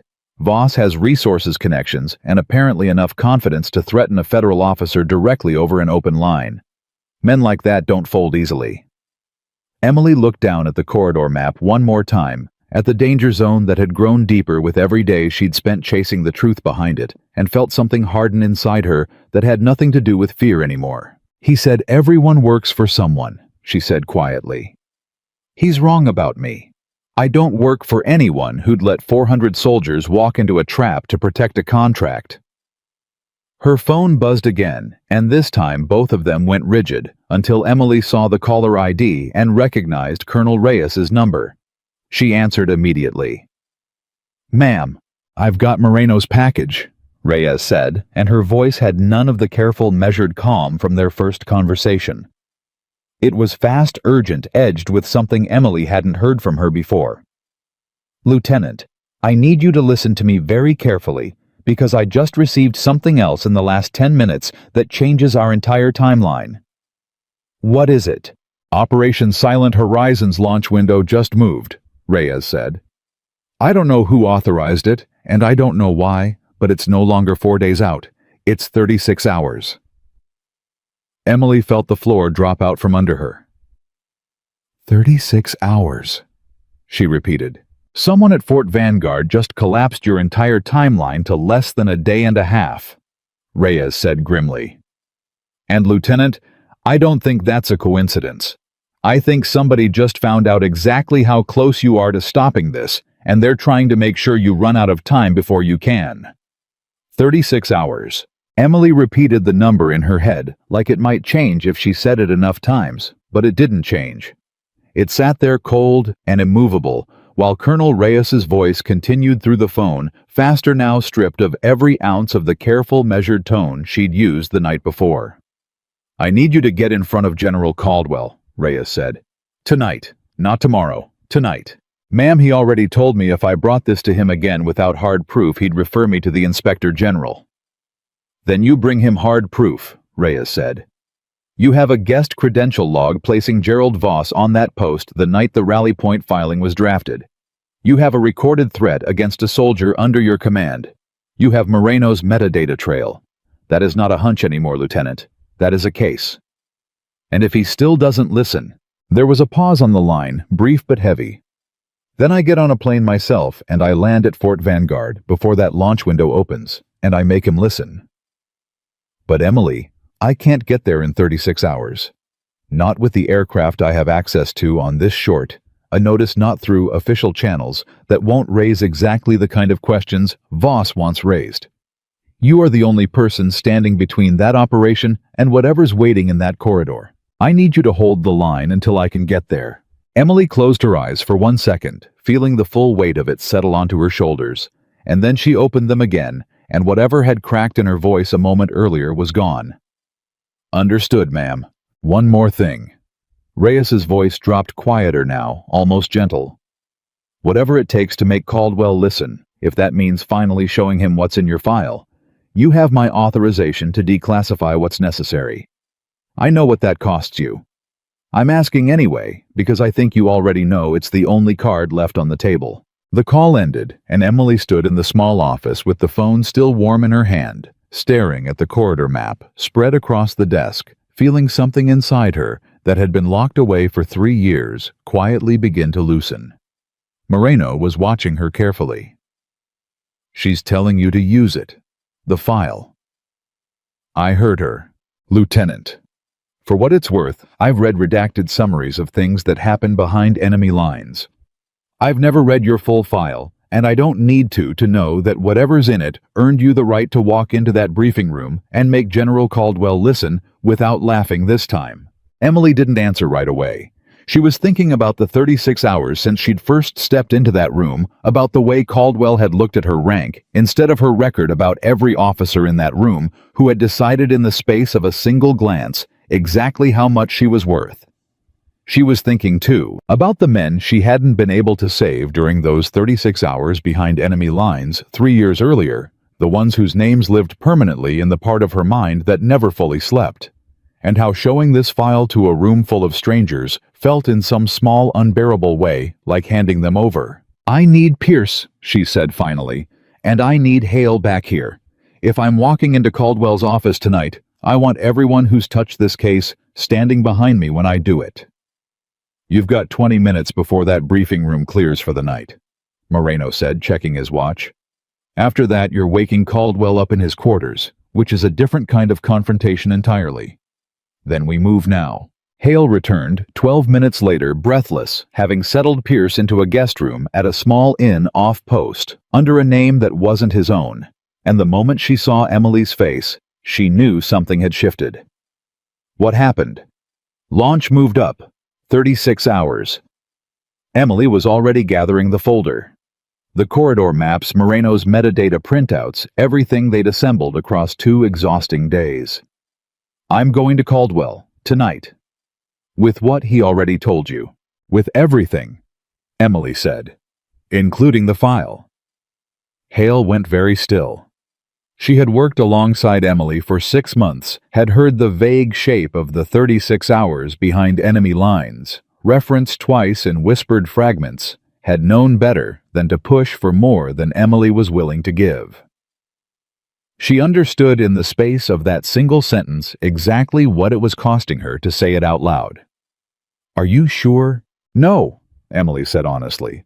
But I'm out of better options, and there are 400 soldiers who don't have 36 hours to wait for me to be sure. They walked together, the 3 of them, through the quiet corridors of Fort Vanguard at 9 at night, footsteps echoing in a way that felt louder than it should have, and Emily kept her spine straight the entire way, despite the storm building behind her ribs.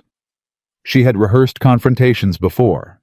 She had walked into rooms full of skeptical commanders, more times than she could count, armed with nothing but data and patience. This felt different.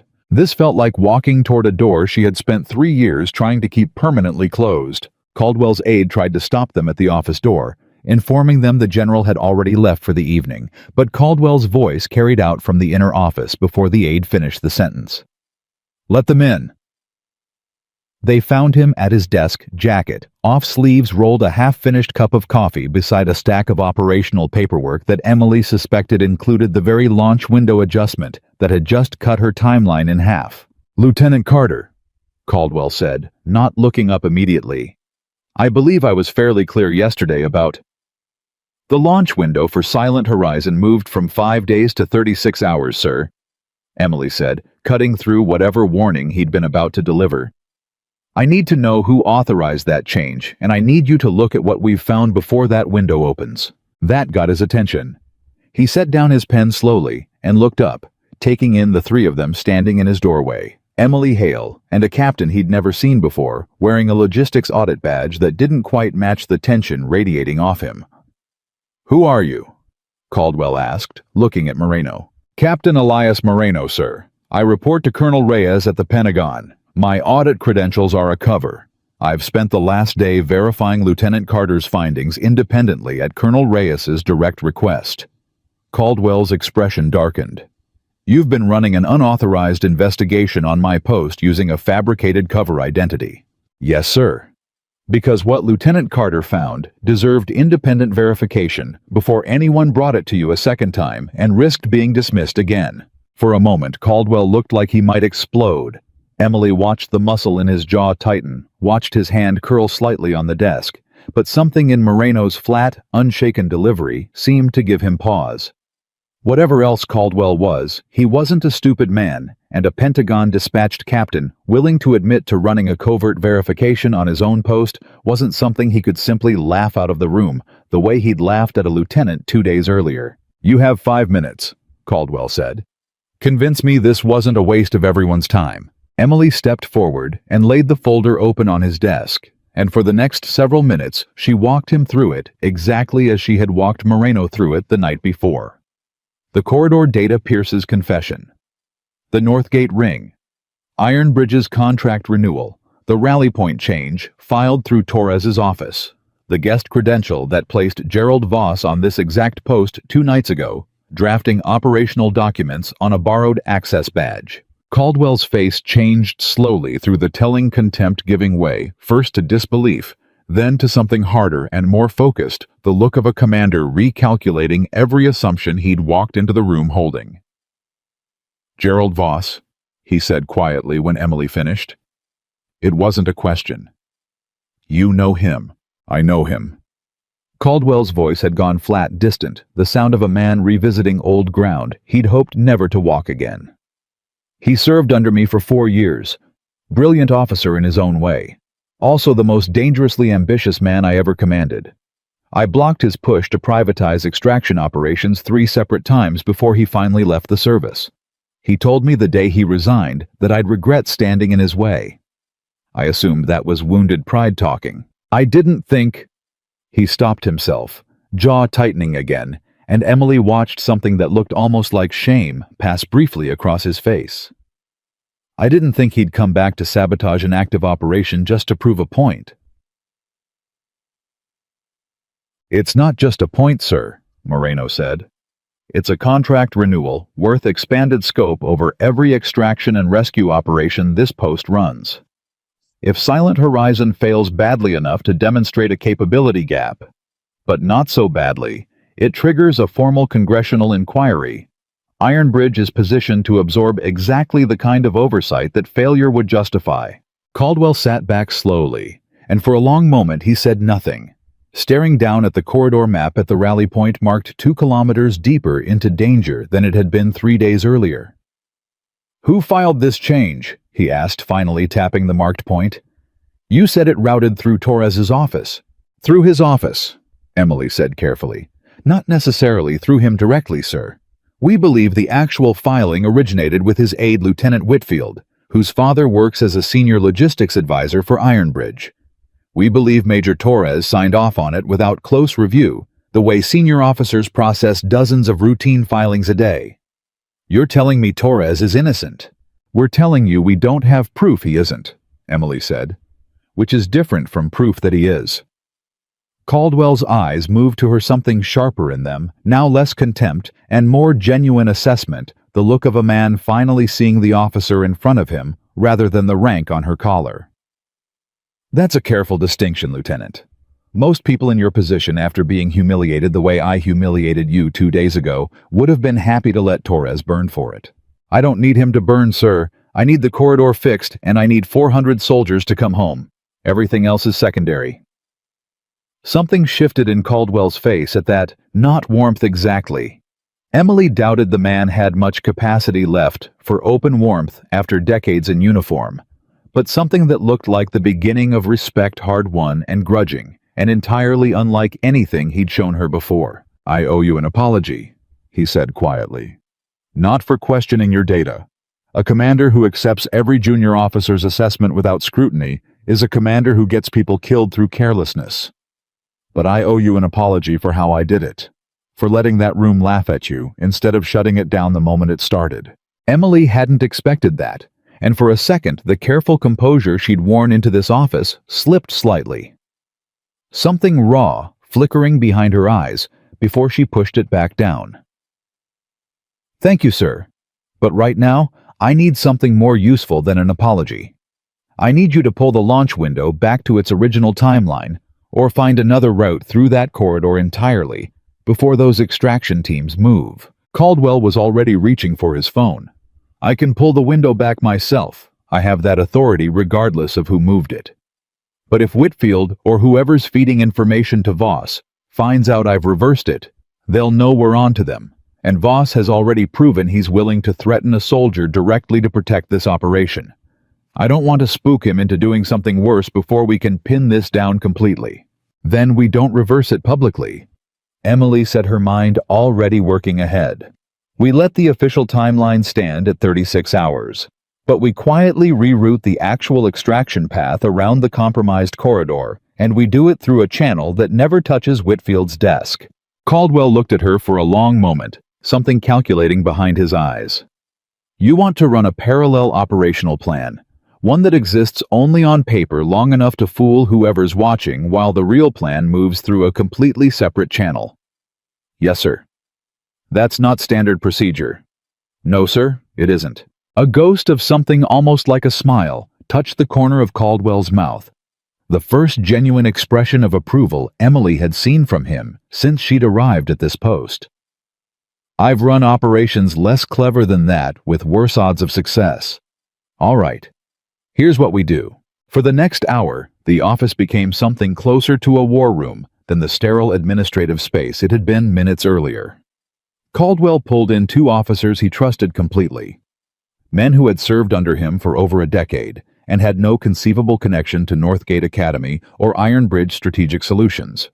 and together with Emily Hale and Moreno, they built a second extraction plan from scratch, one that existed nowhere in the Post's standard filing system. Routed instead through a secure channel, Moreno set up directly to Colonel Reyes for verification and backup. It was well past 2 in the morning when the plan finally came together, exhaustion sitting heavy on everyone in the room, and Caldwell looked up from the finished map with an expression Emily hadn't seen from him before, something like genuine gratitude buried under decades of a leadership style that didn't make room for showing it easily. "This should work," he said. "If Voss doesn't realize we've rerouted before the teams actually move." "There's still the matter of Whitfield," Moreno said. "And whoever else on this post might be feeding information out.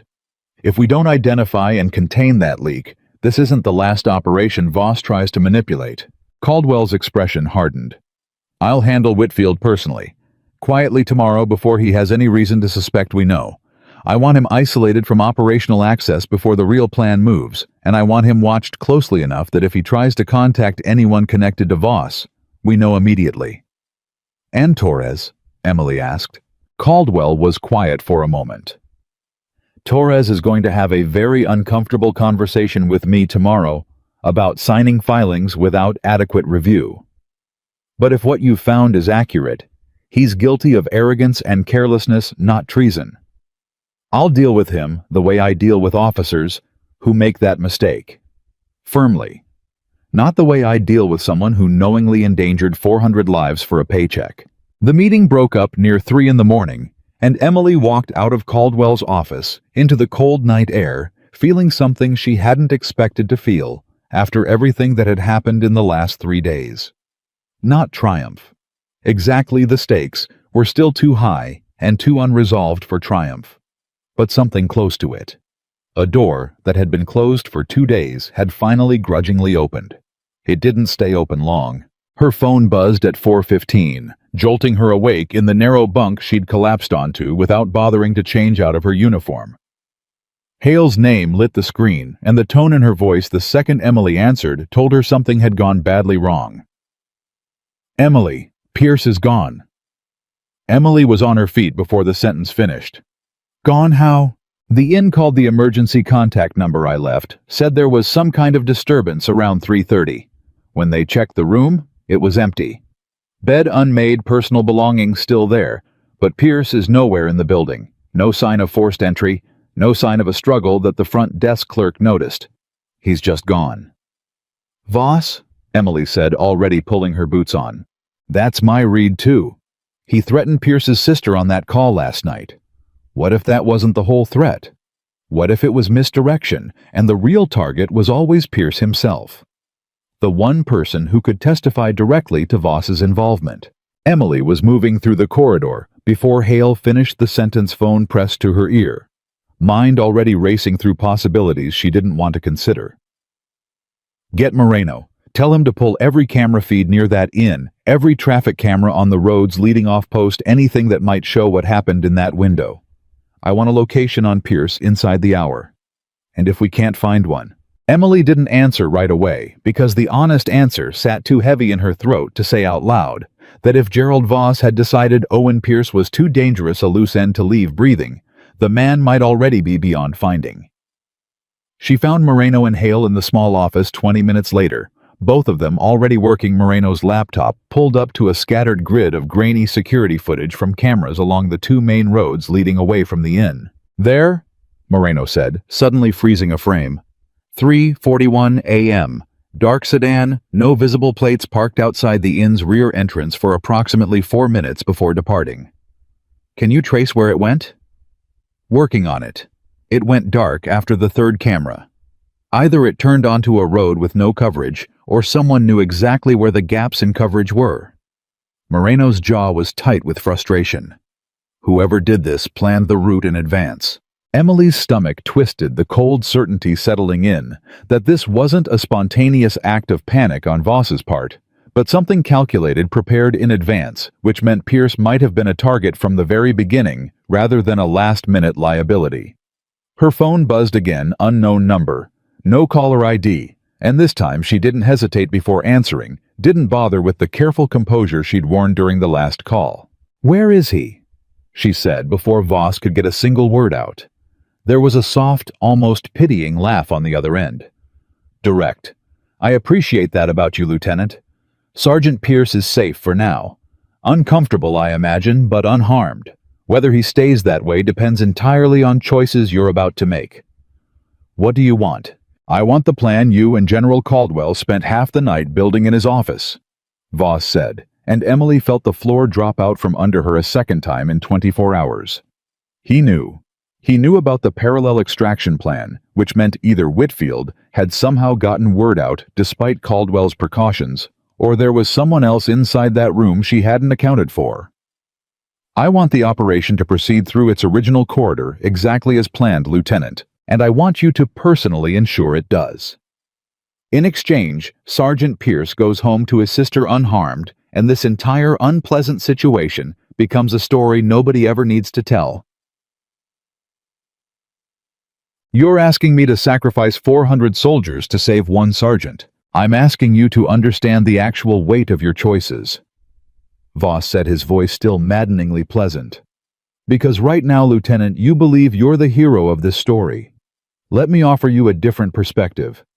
If you refuse me, and Pierce disappears permanently, that blood is on your hands as surely as it would be on mine. You had the chance to save him with a simple concession, and you chose an operation instead. How do you think that story gets told once all the classified stamps come off? Emily's hand tightened around the phone hard enough that her knuckles went white, but her voice when she answered stayed level in a way that surprised even her. I'm not going to let you turn this into a choice between one man and 400, she said, because it was never actually that choice. You built this trap yourself, and now you're trying to hand me the blame for springing it. I've spent my career finding the truth other people didn't want found. I'm going to find Sergeant Pierce, and I'm going to find you, and neither of those things depends on whether I let 400 soldiers walk into a corridor you rigged for your own profit. There was a long pause on the other end, long enough that Emily wondered if she'd overplayed her hand, and then Voss spoke again. And for the first time, his voice had lost its pleasant, controlled edge entirely, something colder and angrier bleeding through underneath it. You have no idea what you're doing, he said. You think this ends with an Inspector General referral and a quiet, dishonorable discharge for me. I have relationships with men who could make your entire career, your entire life simply stop existing on paper. I have already shown you I can reach a soldier inside a supposedly secure location without leaving a trace. Think very carefully, Lieutenant, about how much further I'm willing to reach. Then reach, Emily said. But you should think very carefully too, Mr. Voss, about what happens when the story of a defense contractor kidnapping a United States soldier to protect a corridor sabotage scheme reaches the desk of people who have far more power than you do.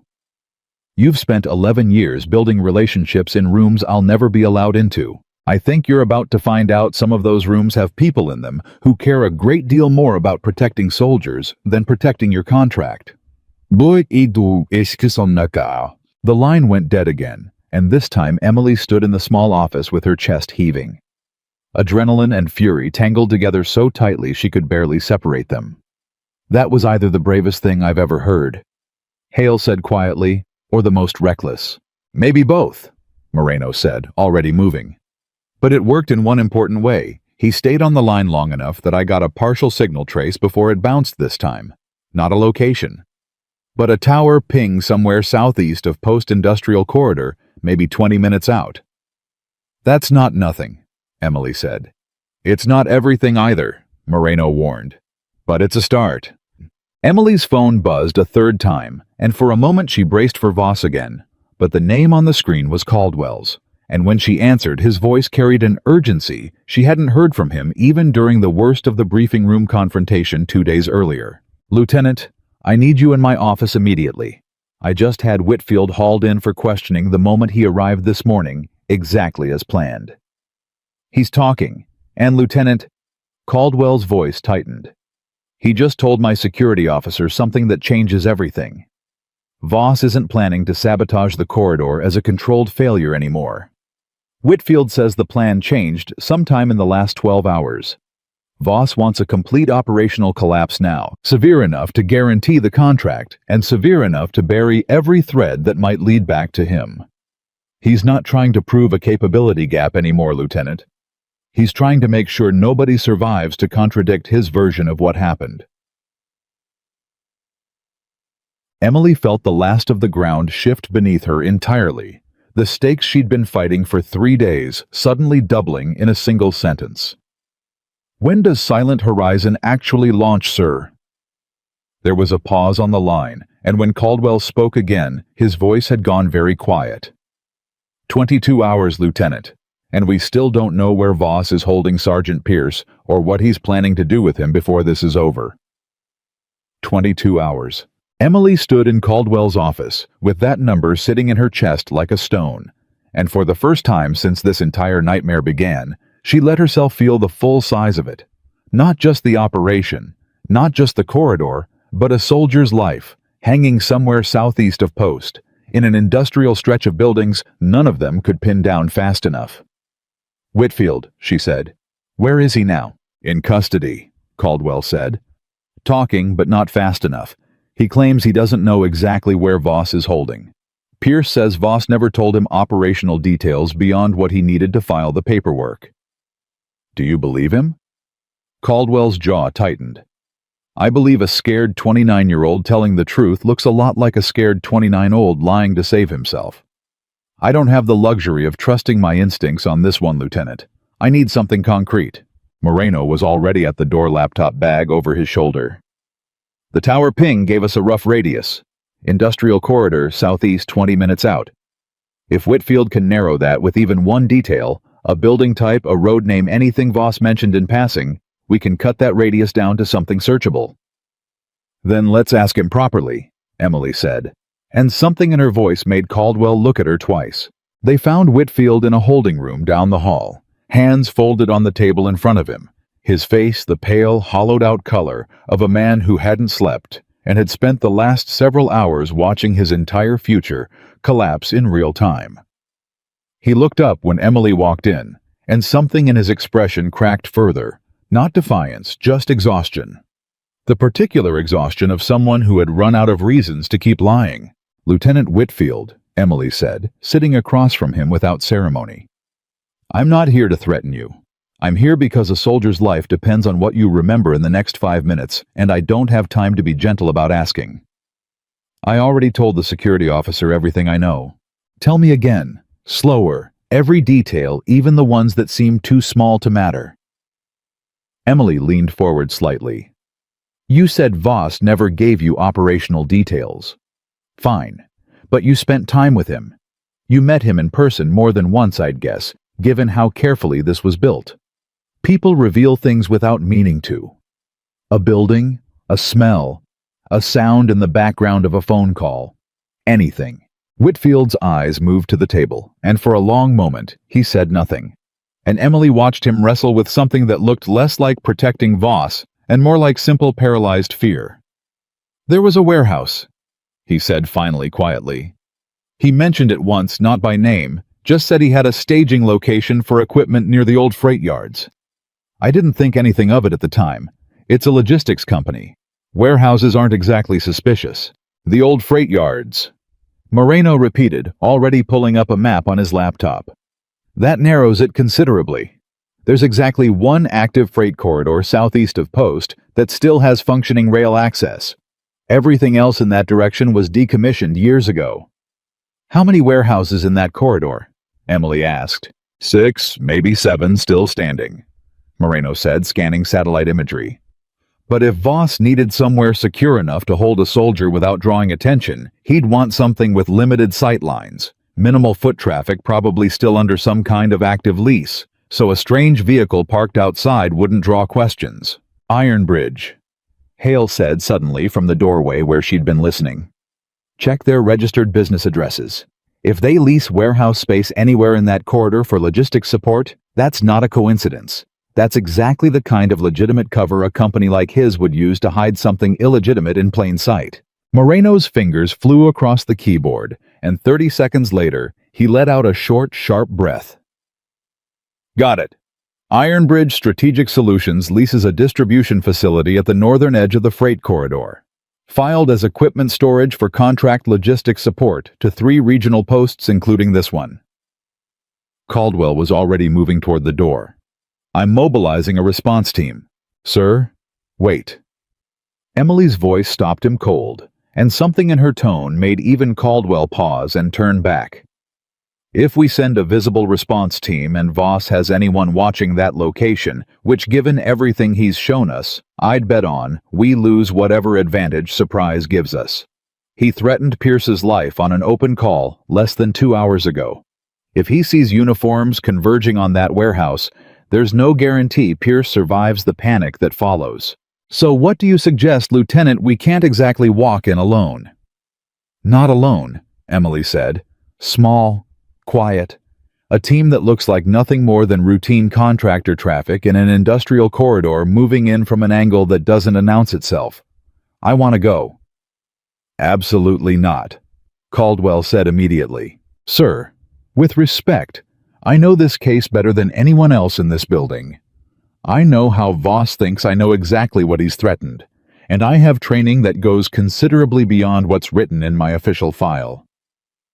Emily met his eyes steadily. You've seen enough over the last 2 days to trust that much, even without seeing the file itself. Caldwell studied her for a long moment. Something working behind his eyes. The old instinct to protect a junior officer warring visibly with the growing respect he'd built for her over the last 48 hours. If I say yes, he said slowly, I want a small tactical element with you, not a full response team. 4 people, maximum moving and soft, no visible military presence, until you have eyes on Pierce and confirmation he's alive. Agreed. And Lieutenant. Caldwell's voice carried a weight Emily hadn't heard from him before, something that sounded almost like genuine concern, buried under decades of command discipline. Whatever you're carrying in that file that makes you confident enough to walk into this, I hope to God it's enough. It's enough, sir. The team assembled within the hour. Emily Hale, a 2-person tactical element. Caldwell trusted personally, both quiet professionals, who asked no questions about a lieutenant's classified background, and simply followed her lead once it became clear she knew precisely what she was doing. Moreno stayed behind at the office, coordinating with Colonel Reyes and monitoring communications, his voice a steady, calm presence in Emily's earpiece as their vehicle moved toward the freight corridor in the gray hour before dawn. Talk to me about entry. The tactical lead, a soft-spoken staff sergeant named Reyes, no relation to the colonel. A coincidence, Emily noted only distantly through the tightening focus of her mind, said as they approached the warehouse district. You've done this before. I have. Recently. Recently enough. He didn't push further, and Emily was grateful for it, because the truth sitting underneath her calm exterior was more complicated than a simple yes. It had been 3 years since she'd moved through hostile ground with this particular kind of focus, 3 years since she'd trusted her body to remember instincts she'd spent months trying to bury under paperwork and analysis. But the moment the warehouse came into view, low and gray against the lightening sky, something in her settled into a rhythm she hadn't lost after all. One vehicle out front, Hale murmured, scanning through a pair of binoculars from the back seat. Dark sedan. Matches the one from the inn footage. Confirmation, Emily said quietly into her earpiece. We have the right location. Moreno's voice crackled back immediately. Understood. I'm patching this directly to Colonel Reyes now. She wants real-time updates, Lieutenant, and she wants you to know backup is 30 minutes out if this goes wrong.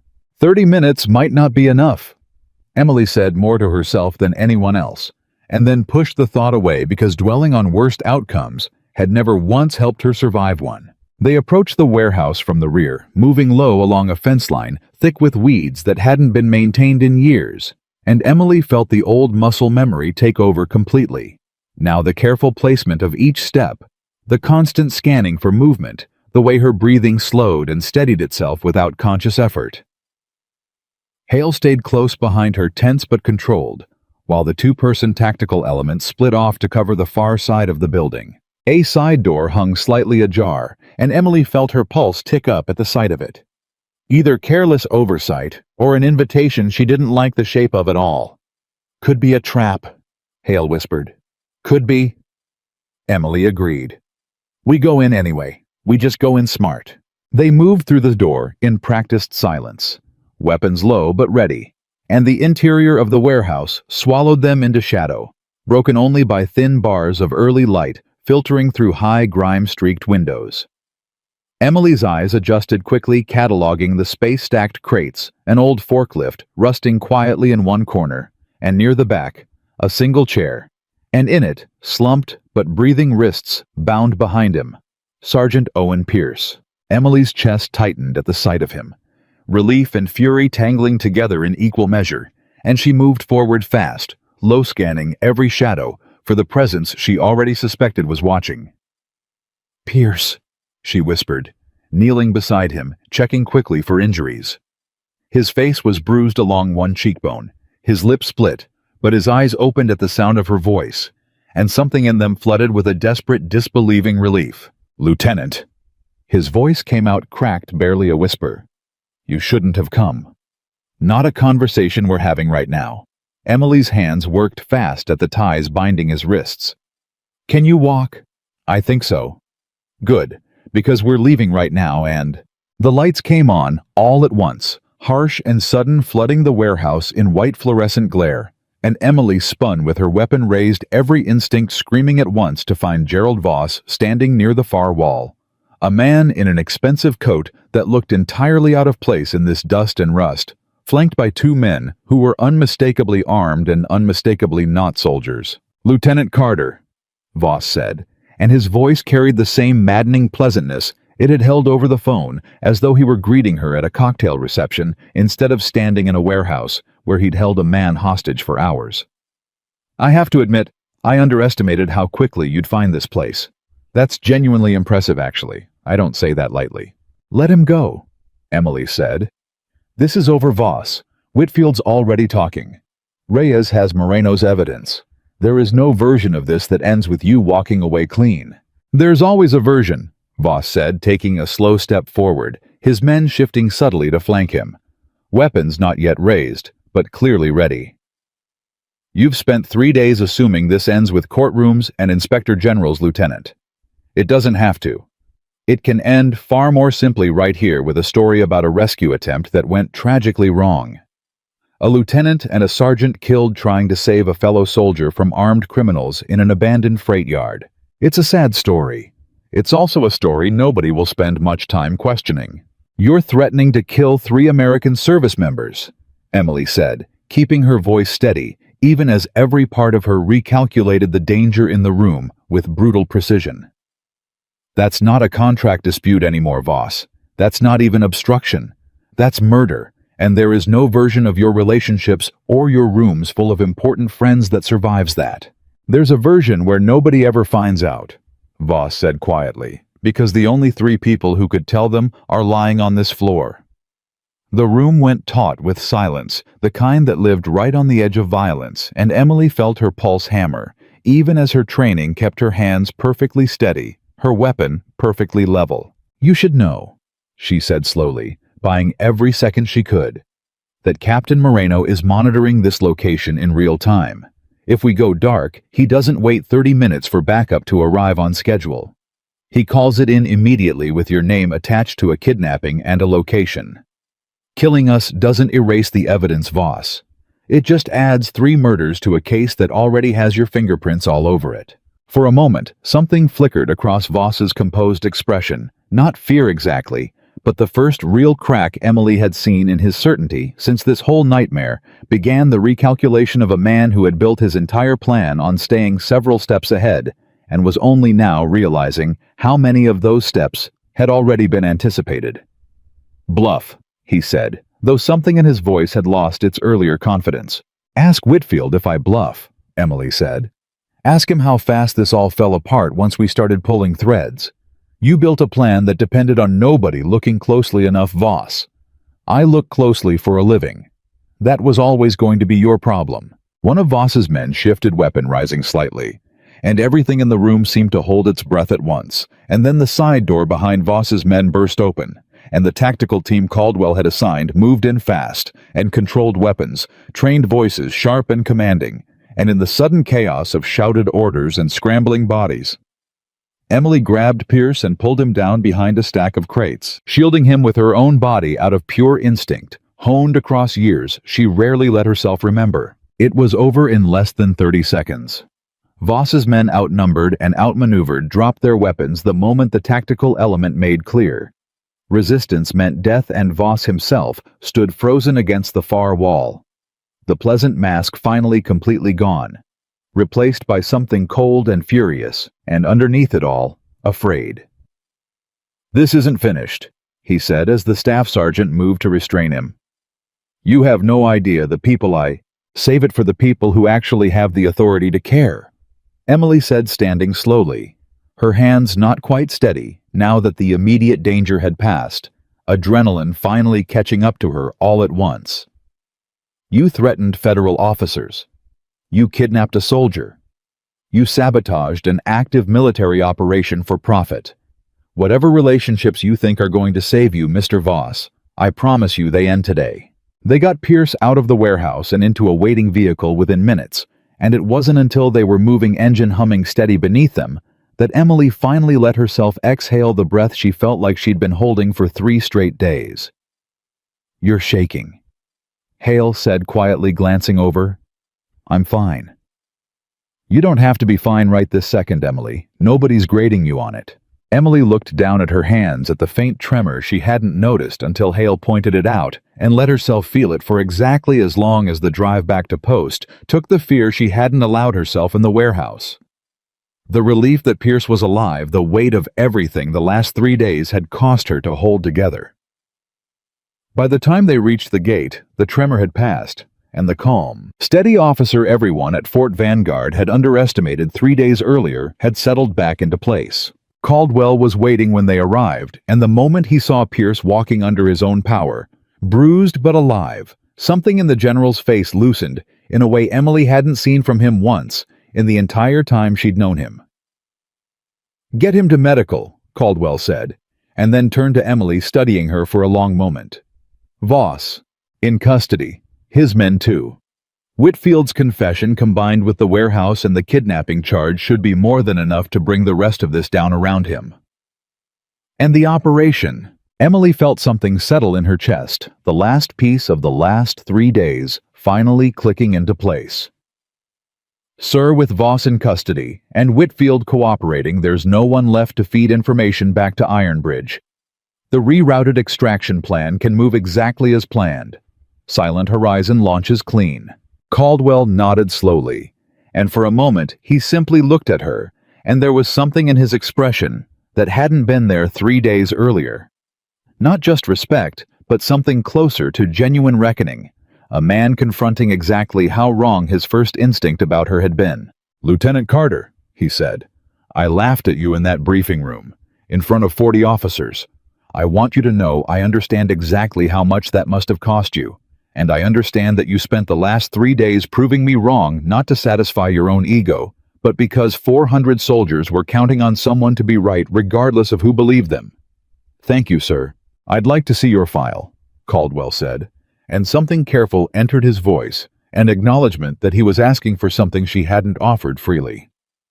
"Not because I need convincing anymore, I don't. But because I think I owe it to you and to every officer in that room 3 days ago to understand exactly who we dismissed so easily." Emily was quiet for a long moment, feeling the old instinct rise again. The urge to keep that door closed, to let the corridor and the operation and the arrest speak for themselves without ever having to open the parts of herself she'd spent 3 years protecting. But something had shifted in the last 3 days. Something in the way Hale had looked at her with quiet loyalty, the way Hargrove had trusted his instincts about her before he had any proof, the way Caldwell now stood in front of her, not with contempt, but with genuine humility. "I'll have Colonel Reyes authorize the release," she said finally. "You should see it, sir. Not to prove anything, just because I think it's time some of it stopped being a secret." Silent Horizon launched 31 hours later, exactly as the rerouted plan intended, and Emily stood in the operations center alongside Caldwell, Hale, and Moreno, watching the extraction teams move through corridors that were, for the first time in this entire operation, genuinely safe.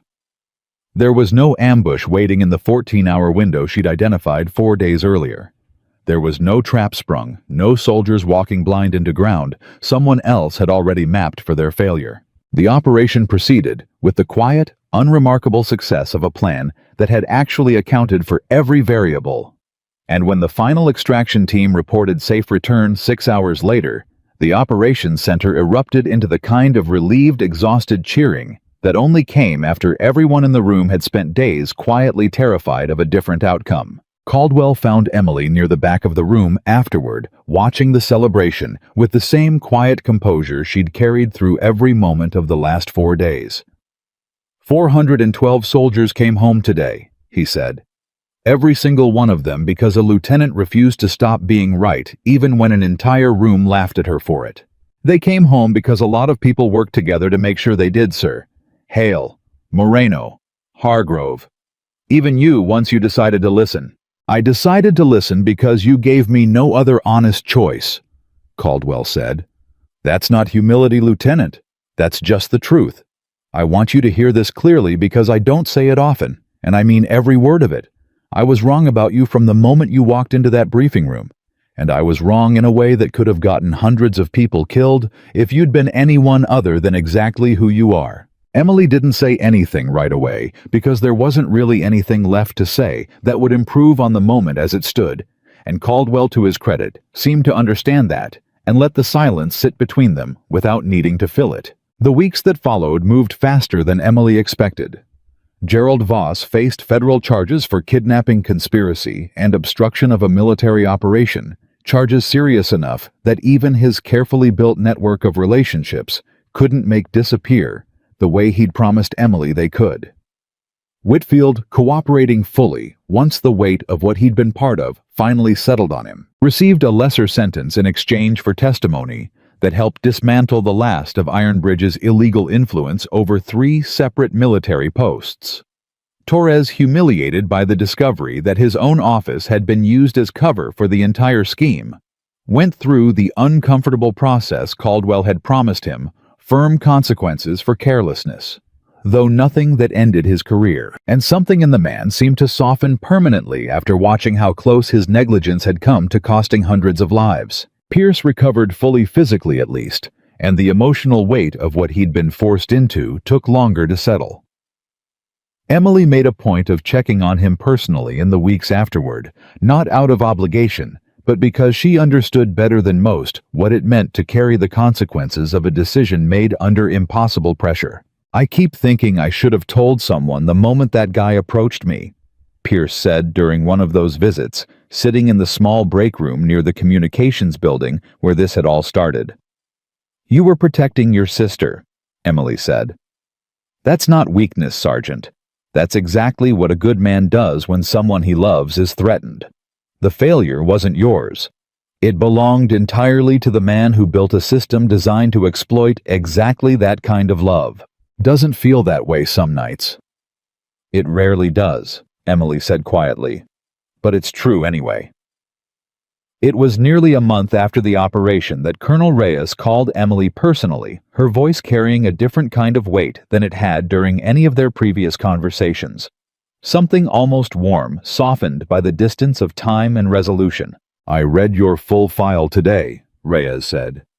Properly start to finish the way I probably should have done years ago, instead of just signing off on the classification and moving on. Lieutenant, what you did during those 36 hours behind enemy lines, I don't think most officers I've served with in 20 years could have held together under that kind of pressure. And now I've watched you hold together under an entirely different kind of pressure over 4 days, with just as much at stake and none of the training environment to fall back on. I didn't do it alone, ma'am. No leader worth respecting ever does, Reyes said. But someone has to be the one who refuses to look away when everyone else in the room already has. That was you both times. I want you to know the Pentagon is taking a hard look at how contractors like Ironbridge get vetted for expanded operational access going forward. Your case is going to be part of the reason that process changes. Whatever happens next in your career, Lieutenant, I want you to understand that this mattered far beyond one corridor, one operation, or one warehouse. Emily sat with that for a long moment after the call ended, feeling something settle inside her that had been unsettled for longer than just these last 4 weeks. A quiet, hard-won sense that the years of staying silent, of avoiding recognition, of letting her work speak, instead of her voice, hadn't been wasted after all. They had simply been waiting for the moment when speaking up would actually matter.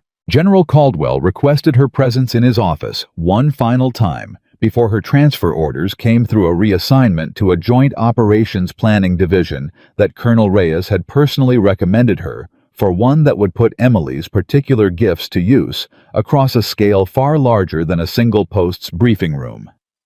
Caldwell stood when she entered, which he hadn't done during any of their earlier meetings, and something in that small gesture told her exactly how much the last month had changed between them. "I wanted to say this properly before you left," he said. "Not in front of a room full of officers who might laugh, and not in an operations center in the middle of a crisis. Just you and me." "Sir, you don't need to." "I do," he said, cutting her off gently. "Because I think about that briefing room more than I'd like to admit, Lieutenant. I think about the sound of 40 people laughing at a junior officer who turned out to be the only person in that entire room who was right. I think about how easily that could have gone differently. How easily I could have simply proceeded with the original operation, dismissed your concerns permanently, and buried 400 soldiers in a corridor I was too proud to reconsider." "But you didn't, sir. Only because you refused to let me," Caldwell said. "That's the part I keep coming back to. You didn't need my approval to keep fighting for what you knew was true. You didn't need the room's laughter to stop before you kept working.